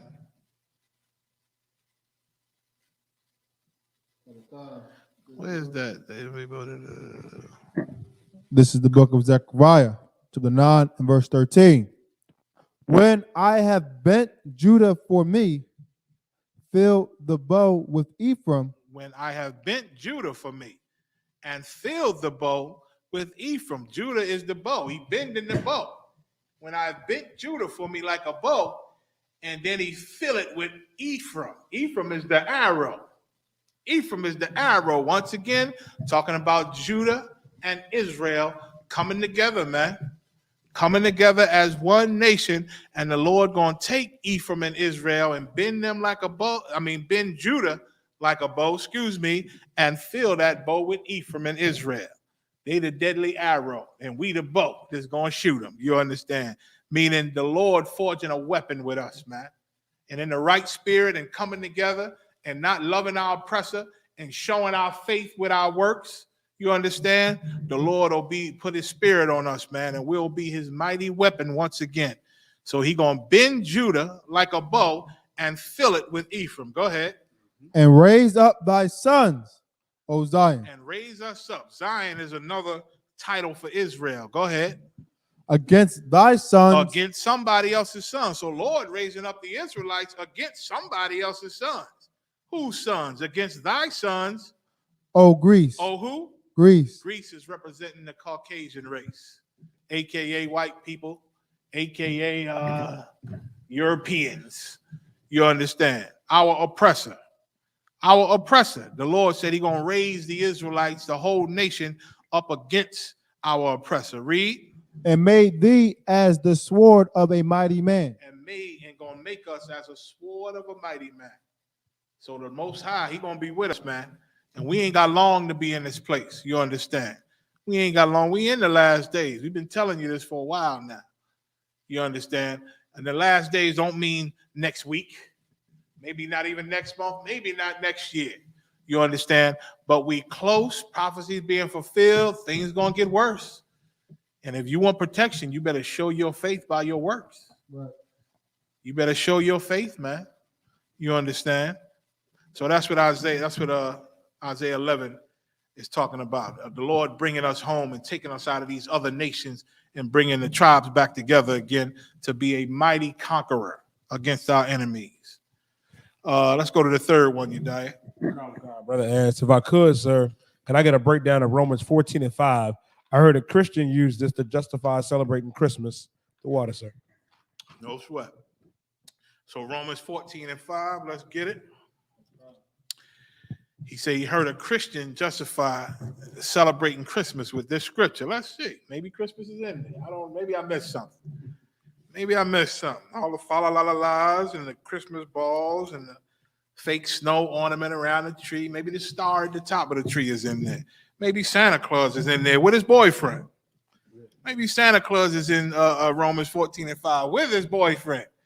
You know what I'm saying? Your son sitting on one lap telling Santa what he wants, and Santa boyfriend on the other lap. Saying, well, Santa, I want this little boy for Christmas. Telling you, I want the boy for Christmas. Yeah, in a box, tied with a bow. You understand? That's really what America's Santa represents. Homosexuality, evil, Satanism, child molestation. You understand? Let's read it. This is the book of Romans, chapter 14 and verse 5. One man esteemeth one day above another. So one man esteemeth one day above another. Go ahead. Another esteemeth every day alike. Another man might esteem another every day alike. Go ahead. Let every man be fully persuaded in his own mind. So I'd like to know what they say about this to justify Christmas. You understand? The only thing I could guess is to say this scripture means you can pick any day you want and celebrate it and be wonderful, and nobody can say nothing about it.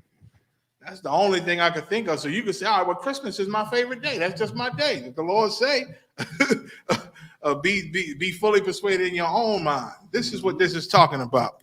Right. One man might esteem one day above another, right? And I'm gonna prove it. It's talking about, let's say, I might like Passover. Passover might be my favorite high holy day of the Lord. So Passover is the day I like more than all the other days of the year. You know what I'm saying? One brother might like Hanukkah. Hanukkah might be, no, I like Hanukkah, man. 8 days, and we do this and do that and do this. Some brother might like the Day of Atonement. Like, I like the Day of Atonement better because you get to fast and say your prayers to the Lord and he forgive you. And you know what I'm saying? Pray for what you want. You know what I mean? One brother might like a certain day. Another brother or sister might say, well, all the high holy days is the bomb. I like them all, man. All of them is the same to me. I love them all. Or any other day. So it's just saying that's up to you. Let every man be fully persuaded in his own mind, meaning it's up to you what day you like best, or you could like all the days the same. Read on, 6th verse. Verse 6. He that regardeth the day regardeth it unto the Lord. If you got a favorite day, regardeth it unto the Lord, meaning follow the Lord's laws. That's all. That's what that means. If you love a certain day, that's fine, as long as you're obeying the Most High. You understand? Right. As long as you following the Lord's laws and commandments. As long as you rolling in his spirit. Read. Karabukan. And he that regardeth not the day, to the Lord he doth not regard it. Now, if you think all days are the same, you don't regard no days. And regard just mean I choose this. I like this day. You know what I'm saying? That's what regard mean. You look at this day a certain way. You understand? Now, if you don't look at no day the same, they all the same to you. Not one is special than the other. Follow the laws. Do it. Regard it and say to the Lord, he doth not regard it. Meaning, it's all the same to you. It's all the days of the Lord. The Lord created all the days. You understand? So they all the same to you. Just follow the laws of the Lord. That's all. Obey the Most High. That's what it means, regarded unto the Lord. Whatever you do, just serve the Lord. Now, what does that mean? Read on first. I'm getting ahead of myself. He that eateth to the Lord. If you're eating something, eateth to the Lord, meaning obey the Lord, obey the commandments, which means what? You can't eat pork, because if you're eating pork, you're not eating it to the Lord, because he said not to eat pork or shrimp or crab or lobster. You understand? Some people don't eat red meat. You understand? If you don't eat red meat, that's fine. That's not a sin. Just obey the Lord. Obey the laws. You know what I mean? Some people don't eat no meat but fish. They say, I only eat fish. That's fine. Do it unto the Lord, as long as you're obeying the commandments. Some people, I said, don't eat meat no more. Some people are vegans. Right. You know what I'm saying? You can't be mad at a vegan. Once again, when you read up a top before we started here, it tell you, you can't judge another man's servant. And we are all the servants of the Lord. So if a brother want to be vegan or a sister want to be vegan, that's their choice. They can do it. What it say? They could be persuaded in their own mind to be vegan and not eat meat. Just if you don't eat meat, don't eat it to the Lord. Obey the Lord. You know what I'm saying? Do it according to the law. Read on. For he giveth God thanks. Uh-huh. And he that eateth not to the Lord, he eateth not. Right, he eateth not. For he that eateth not to the Lord, he eateth not. He might not eat meat. You understand? He might not eat red meat. Whatever he don't eat, do it unto the Lord. You know what I'm saying? Don't eat it and still obey the Most High. We all going to obey the Most High. That's what this means. We have read nothing about Christmas so far. Nothing at all. Read on. And giveth God thanks. Verse 7. For none of us liveth to himself. If you're going to worship Christmas, then you are living to yourself. You understand? And you are not doing it to the Lord, because Christmas is against the Most High. It's a pagan, satanic holiday that got nothing to do with God, got nothing to do with Jesus, got nothing to do with the Bible. You understand? It got nothing to do with it. The devil puts pretty names on everything evil, right? Right. That's where you get your Christmas from.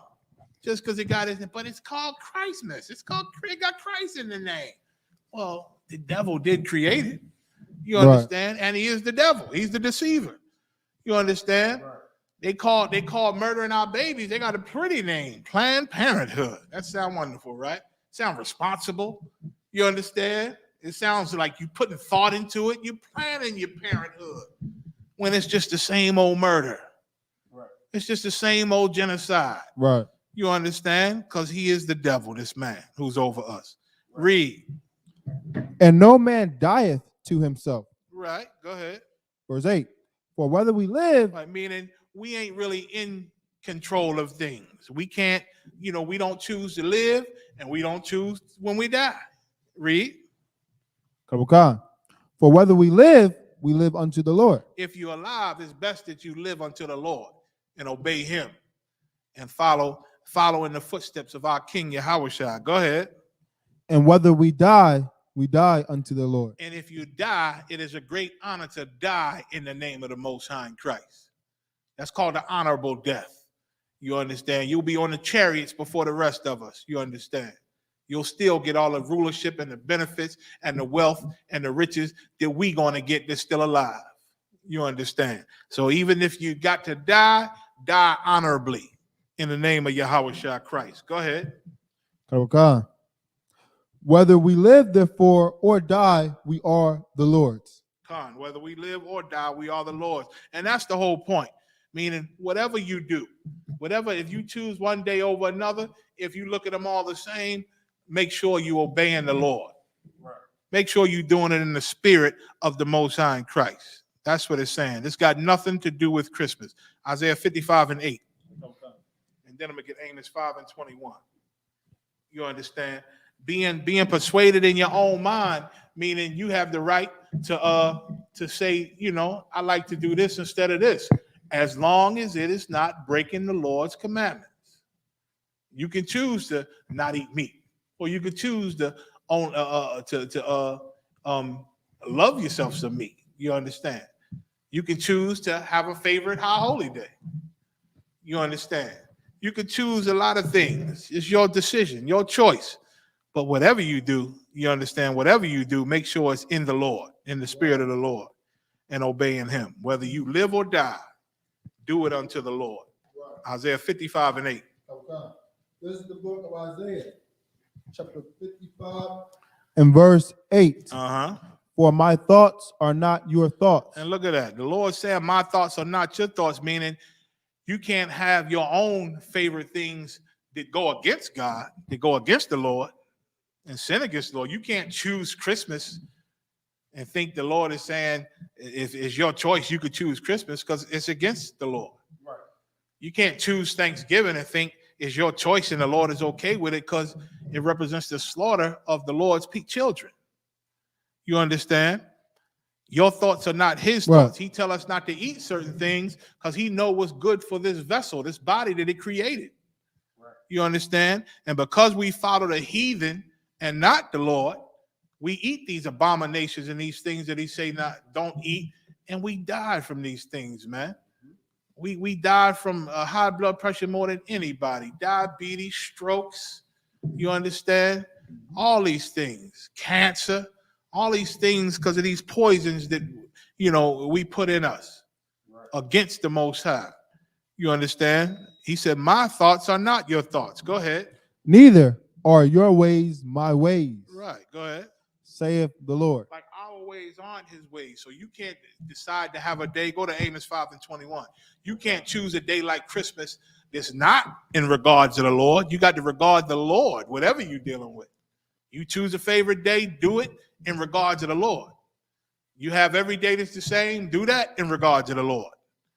That's what it's saying in Romans 14:5. Got nothing to do with celebrating pagan or satanic holidays. Read Amos 5:21. This is the book of Amos, chapter 5, verse 21. And being persuaded in your own mind don't mean going away from the Lord's mind. You understand? It don't mean separating from the Lord's mind. Your own mind meaning, again, I might like Hanukkah better than Passover. Yediah might like Passover better than Hanukkah. Ibad, so spiritual and holy, he liked the fast. He liked the Day of Atonement.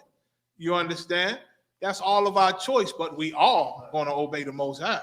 Right. You understand? And our thoughts are not separate from the Most High thoughts, because we know he knows better. Right. So we're going to obey what he say because we know he know better. Go ahead. I hate. I despise now, this in the Bible. They act like God don't hate. I hate. And he said he despises what? Your feast days. Our feast days, man. He hates our feast days. Christmas is a man-made feast day. It's not the Lord's feast day.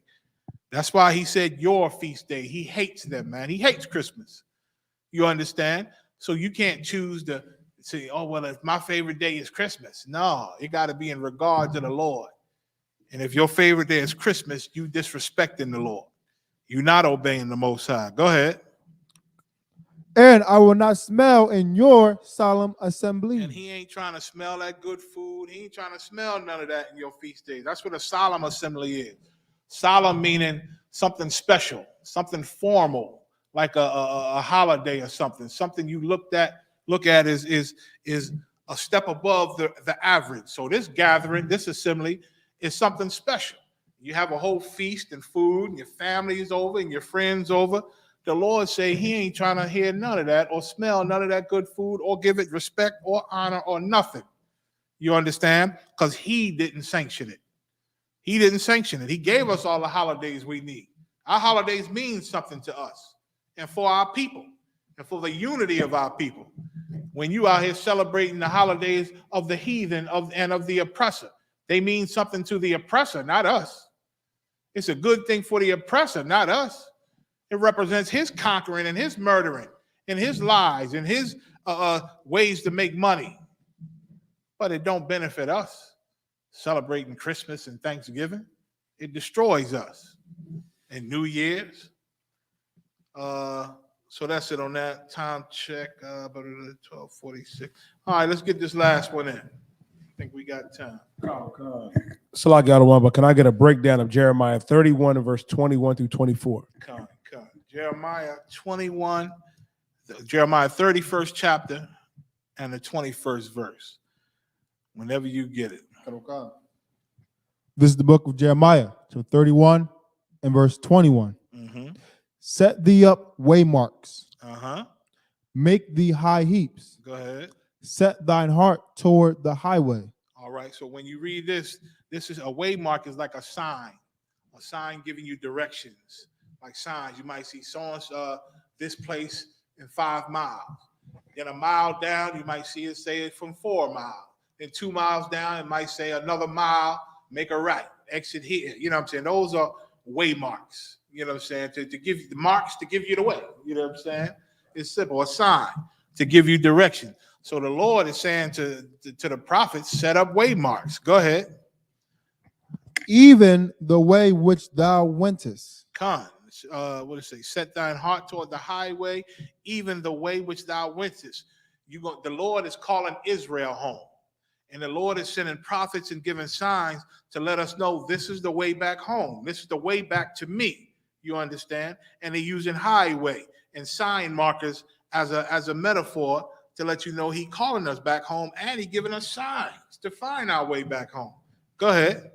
Turn again, O virgin of Israel. O Virgin of Israel, turn again. Go ahead. Turn away from the Christmases and the Thanksgivings and the traditions of America. Turn away. Go ahead.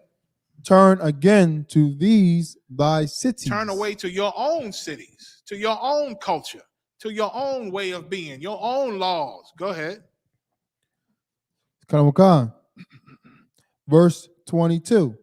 How long wilt thou go about, O thou backsliding daughter? Right. He calling Israel a backsliding daughter. Why? Because we backwards as all be damned. All the things that we can get to be blessed and wonderful, we don't follow that, which is following the Most High, being in the truth. You understand? But all the things that destroy us, our oppressor, we follow him and worship him and celebrate everything that he tell us to celebrate while he murdering us in the streets every day. And we still celebrating his holidays that he gives us. You understand? Read. For the Lord hath created a new thing in the earth. A woman shall compass a man. Right. And that's something new in the earth that the Lord did when he allowed females to gain power over men in this earth, man. And everything that's feminine gained more power than the kings of the earth. You understand? Homos have more power than the kings of the earth in 2021. You understand? Females have more power than the kings of the earth in 2021, and it's not an accident. It's not an accident. Read. Verse 23. Thus saith the Lord of hosts, the God of Israel. Read. As yet they shall use this speech in the land of Judah and in the cities thereof. Read. when I shall bring again their captivity, Go ahead.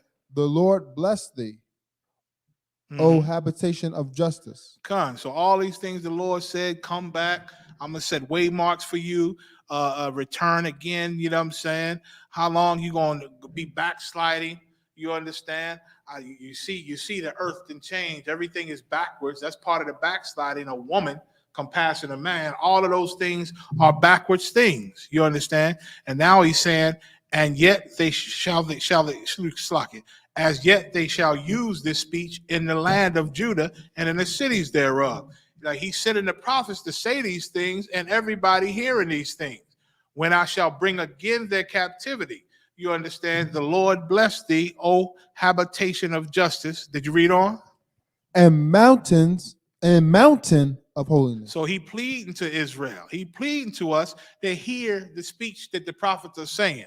Hear what I'm saying through my holy prophets and come back home so I can turn again your captivity. You ain't got to be comfortable in your captivity. You ain't got to accept your captivity and just say, well, I guess I'm gonna die here or I'm gonna build a career here. We ain't got to be here forever. You understand? This place has an end. And the Lord is pleading with us, called us the habitation of the Lord, Slaki, bless thee, O habitation of justice. What the prophet is saying is about the Most High and the mountain of holiness. Go ahead, because that's where we should be. We should be in his habitation. You understand? We should be in his, what was the other word he used? In his mountain. Mountain is a government. Like we should follow his government and what he taught us. Read. Verse 24. And there shall dwell in Judah itself, and in all the cities thereof together, husbandmen, and they that go forth with flocks. Right. The Lord sending husbandmen, which are leaders, which are flocks, the ones that lead the flock and protect the flock. You understand? He's sending husbandmen, aka prophets, aka men of God, priests of the ISUPK, and they shall go forth with the flocks, man. We love and we protect the flock, and we go out and spend our life and our time teaching you, trying to bring you home. Go ahead. Verse 25.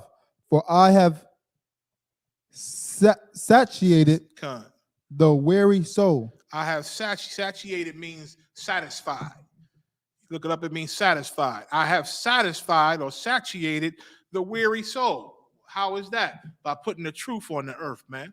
By giving us a sanctuary. By giving us wise counsel and giving us understanding on how we should live so our king could come back and put us on high and destroy our enemies, man. You understand? Read. And I have replenished every sorrowful soul. And we have replenished every sorrowful soul. Before the truth, you don't understand why the white man is so evil. Why he do the things to us that he does. Why won't he stop? Ain't he oppressed us and killed us enough? When is he going to stop? What's wrong with them? Black people, we got to come together. What's wrong with us? How come we can't rise up like them? You don't understand that, and so you're sorry because there's no answer in the world. Then you come in the truth and you find out why. You find out why, and then you're replenished. Now you was a sorrowful soul, but now you're replenished now. Now you understand that's why he's the way he is. That's why we can't get along with him no matter how much we march and beg him. That's why he won't have mercy on us. He wasn't created for mercy. Right. He was created for something else. So what do I have to do?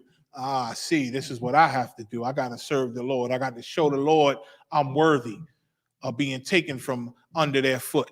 I got to show the Lord I'm worthy for my king and the angels to come back and destroy this place because they're the only ones that can beat them. You understand? So the Lord is trying to, replenish us. You understand? And satiate or satisfy us. Jeremiah 31 and 28. Come. This is the book of Jeremiah, 31 and verse 28. Good. And it shall come to pass that like as I have watched over them to pluck up and to break down and to throw down and to destroy and to afflict. This is all the horrible things that the Lord put on us, man. And as much as he's done that to us and allowed these oppressors to hurt us and do all these horrible things to us, read. So will I watch over them. Now you're going to start watching over us. Go ahead. To build. And he's going to build us. Go ahead. And to plant. And plant us. Plant the Holy Spirit in us. Plant the truth in us. Go ahead. Saith the Lord. Like the Lord bringing us back home, in other words. Revelation 21:4. The Lord is bringing us back home. You understand? And I know he destroyed us. I know he tore us the hell up. He said the Lord can destroy, but the Lord can also build. The Lord can put you to death, and the Lord can make alive. I'm paraphrasing. He said, I, the Lord, do all these things. There was a necessity for our punishment, black and brown people. Right. And we live in it, man. And we've been living it. But we coming to the end of it. That's the good news, man. The good news is we coming to the end of our punishment. Right. The end of our oppression, man. And the Lord trying to bring us back home. All of us won't listen, though. All of us are at peace with our death. You understand? But we're going to do this work nevertheless in ISUPK. We're going to wake up whoever the Lord wants to wake up.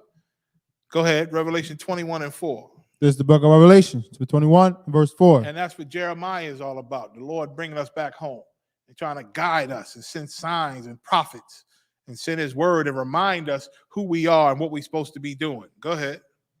And God shall wipe away all tears from their eyes. Don't y'all want that, man? Ain't you tired of crying? Ain't you tired of crying, man? Seeing George Floyd was horrible, man. Hearing about what happened to Trayvon Martin was horrible, man. Little Tamir Rice, that was horrible. They hid the murder of little George Stinney for a long time, but that's even out now. We see what they did to us. They were our little brother, man. Chased his family away, tried him and murdered him right there by the hand of a group of white people, man. He didn't have a chance. Had to put him on phone books to make him high enough to put the electric thing on his head, man, in the chair, because he was so tiny. They said the damn electric thing they put on your head and brain back then, it was too big. It was sliding off. They had to strap it and put stuff under just to hold it still, because he was a tiny little boy. But did this animal have any mercy? Did he have anything in him to say, well, this is just a tiny boy? We can't do this. No. This was wonderful and fun to him, because he's a goddamn animal. Right. You understand? Where we at? Revelation chapter 21 and verse 4. Mm-hmm. And there shall be no more death, neither sorrow. And what the death is talking about that horrible death that we die from strokes and being paralyzed. You understand? Horrible ailments and sicknesses, getting shot in there, getting our brains blown out. You understand? On these streets at the hands of the police, getting choked to death in front of the world for 9 minutes, like George Floyd. That's the death where we're going to have no more.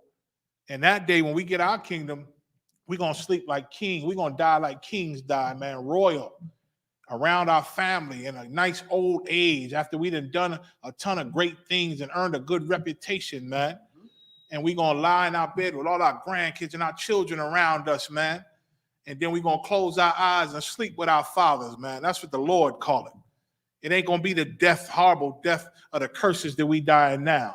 We're going to be sleeping with our fathers once again, going out in a peaceful way. You understand? Read. And it said what? Neither sorrow. Go ahead. Nor crying. Nor crying. Go ahead.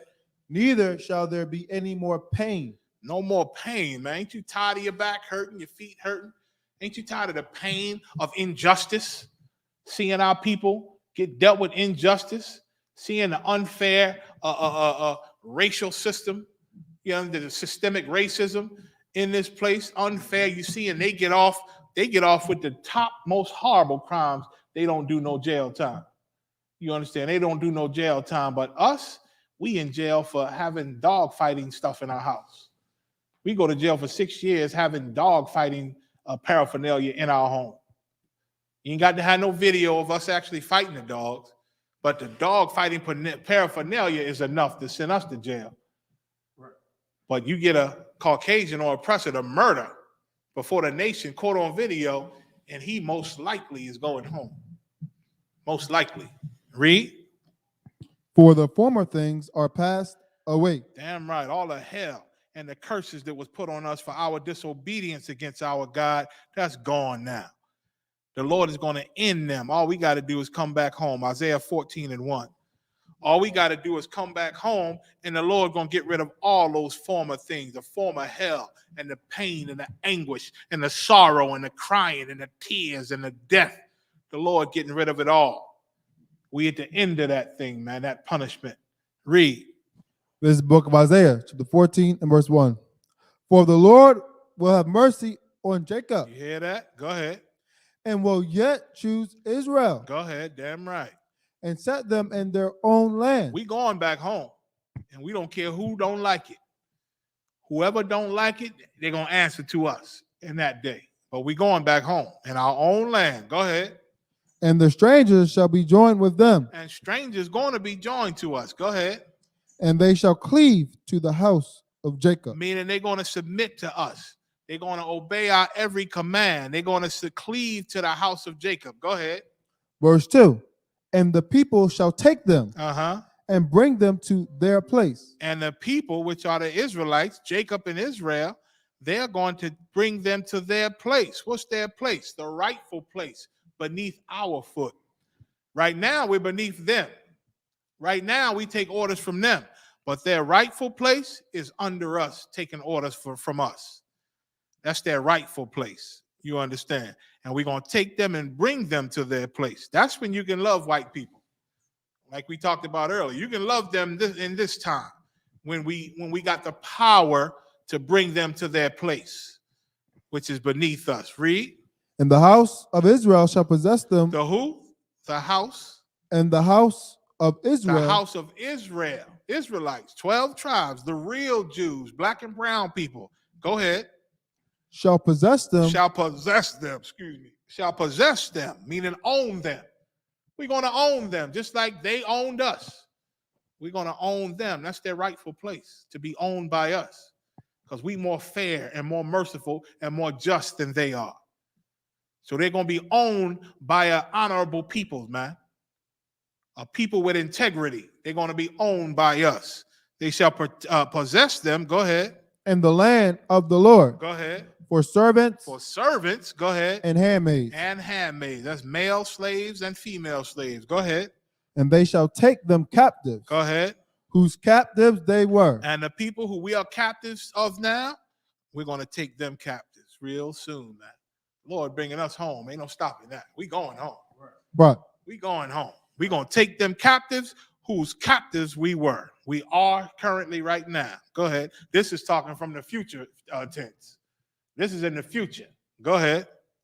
And they shall rule. And they shall what? Rule. This is why we do this.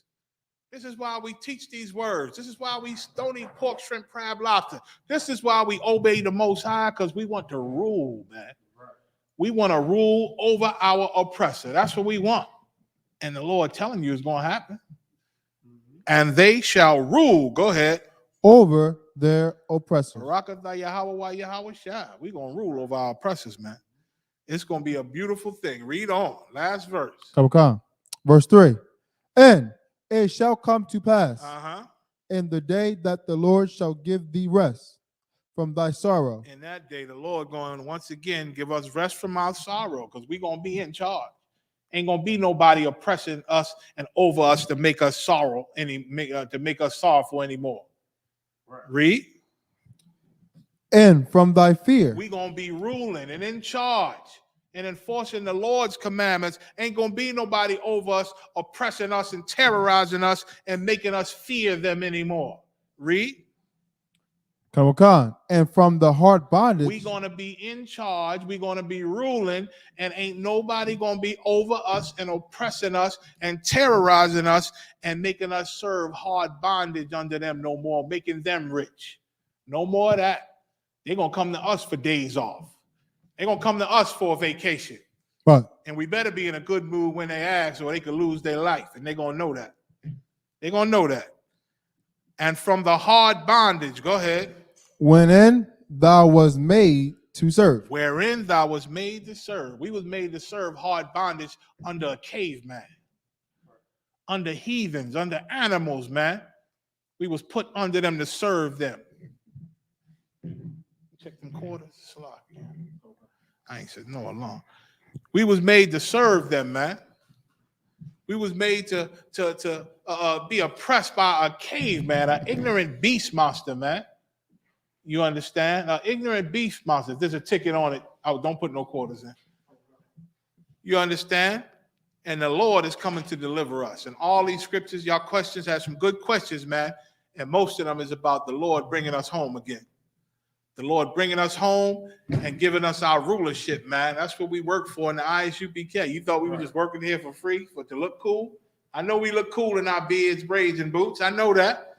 But that ain't why we here. We here to wear royal gold again.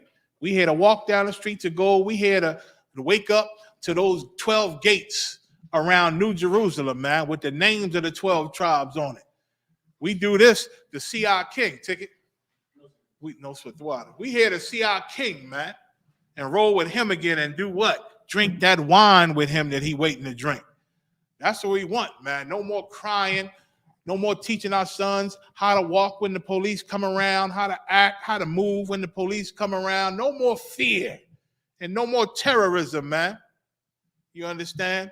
The earth is about to be at rest with our rulership, man, under Christ. Barakatah Yahweh Shah. That's it for my show this week. The water for tuning in, everybody. I appreciate it. Y'all get ready, man, for Passover. What we got? Purim coming up, right? Purim is the next high holy day. And we got Passover coming up April 15th. You understand? In Cocoa Beach, Florida. We getting it in. Once again, I'm going to be checking on the hotels today. You know what I'm saying? I'm going to try to get the information. I'm going to try to make it happen. And we're going to flood the internet with it. And then y'all can go ahead and book and do what you're supposed to do. It's coming, man. I know y'all been real patient, and we say the water. We wanted to make sure everything was right. You understand? So with that, I'll see y'all next week. Shalom.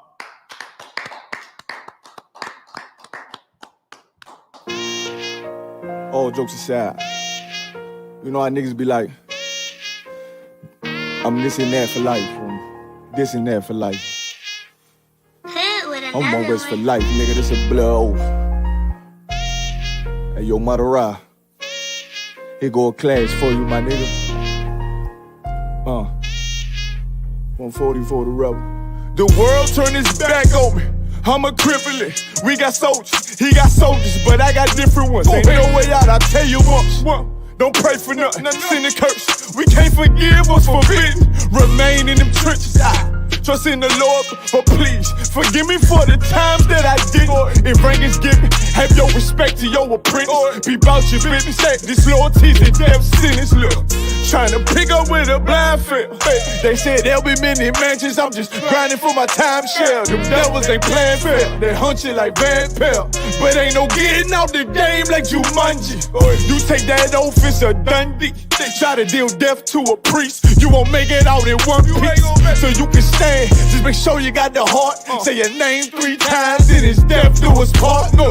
So how you feel about this truth I done shown you? This ain't the life you think, little nigga. I should want even your own people go this zone. And the Lord said they hate you for my name, so you better keep it on. Ain't no more guessing, ain't no more questions. Make sure my election till I'm tucked away like George Jetson. Murder for capital, now it's murder at the Capitol. The world in amazement, we like fuck 'em, raise it, raise it. I pity those watching life as it go by. Be giving mercy in this life, I don't know why. In pub smoke, never try to. The dead at home, my brother be the dead, it's all I don't. Either fold or salute, my nigga. Salute, my nigga. They like, how you stay focused? I told them I'm motivated cause of you, my nigga. Brotherhoods and weapons, still got weapons on the scene. And I never do my niggas like Bishop did Raheem. Never mind in all beliefs, they under anesthesia. Shorty say she need me, said she wanna let that love go. Told I let that love grow. But if I bring you to my bed, that's a blood oath. Know what it is, man. So, how you feel about this truth I done shown you? This ain't the life you think, little nigga. I should want even your own people go this zone. And the Lord said they hate you for my name, so you better keep it on. Yeah, yeah.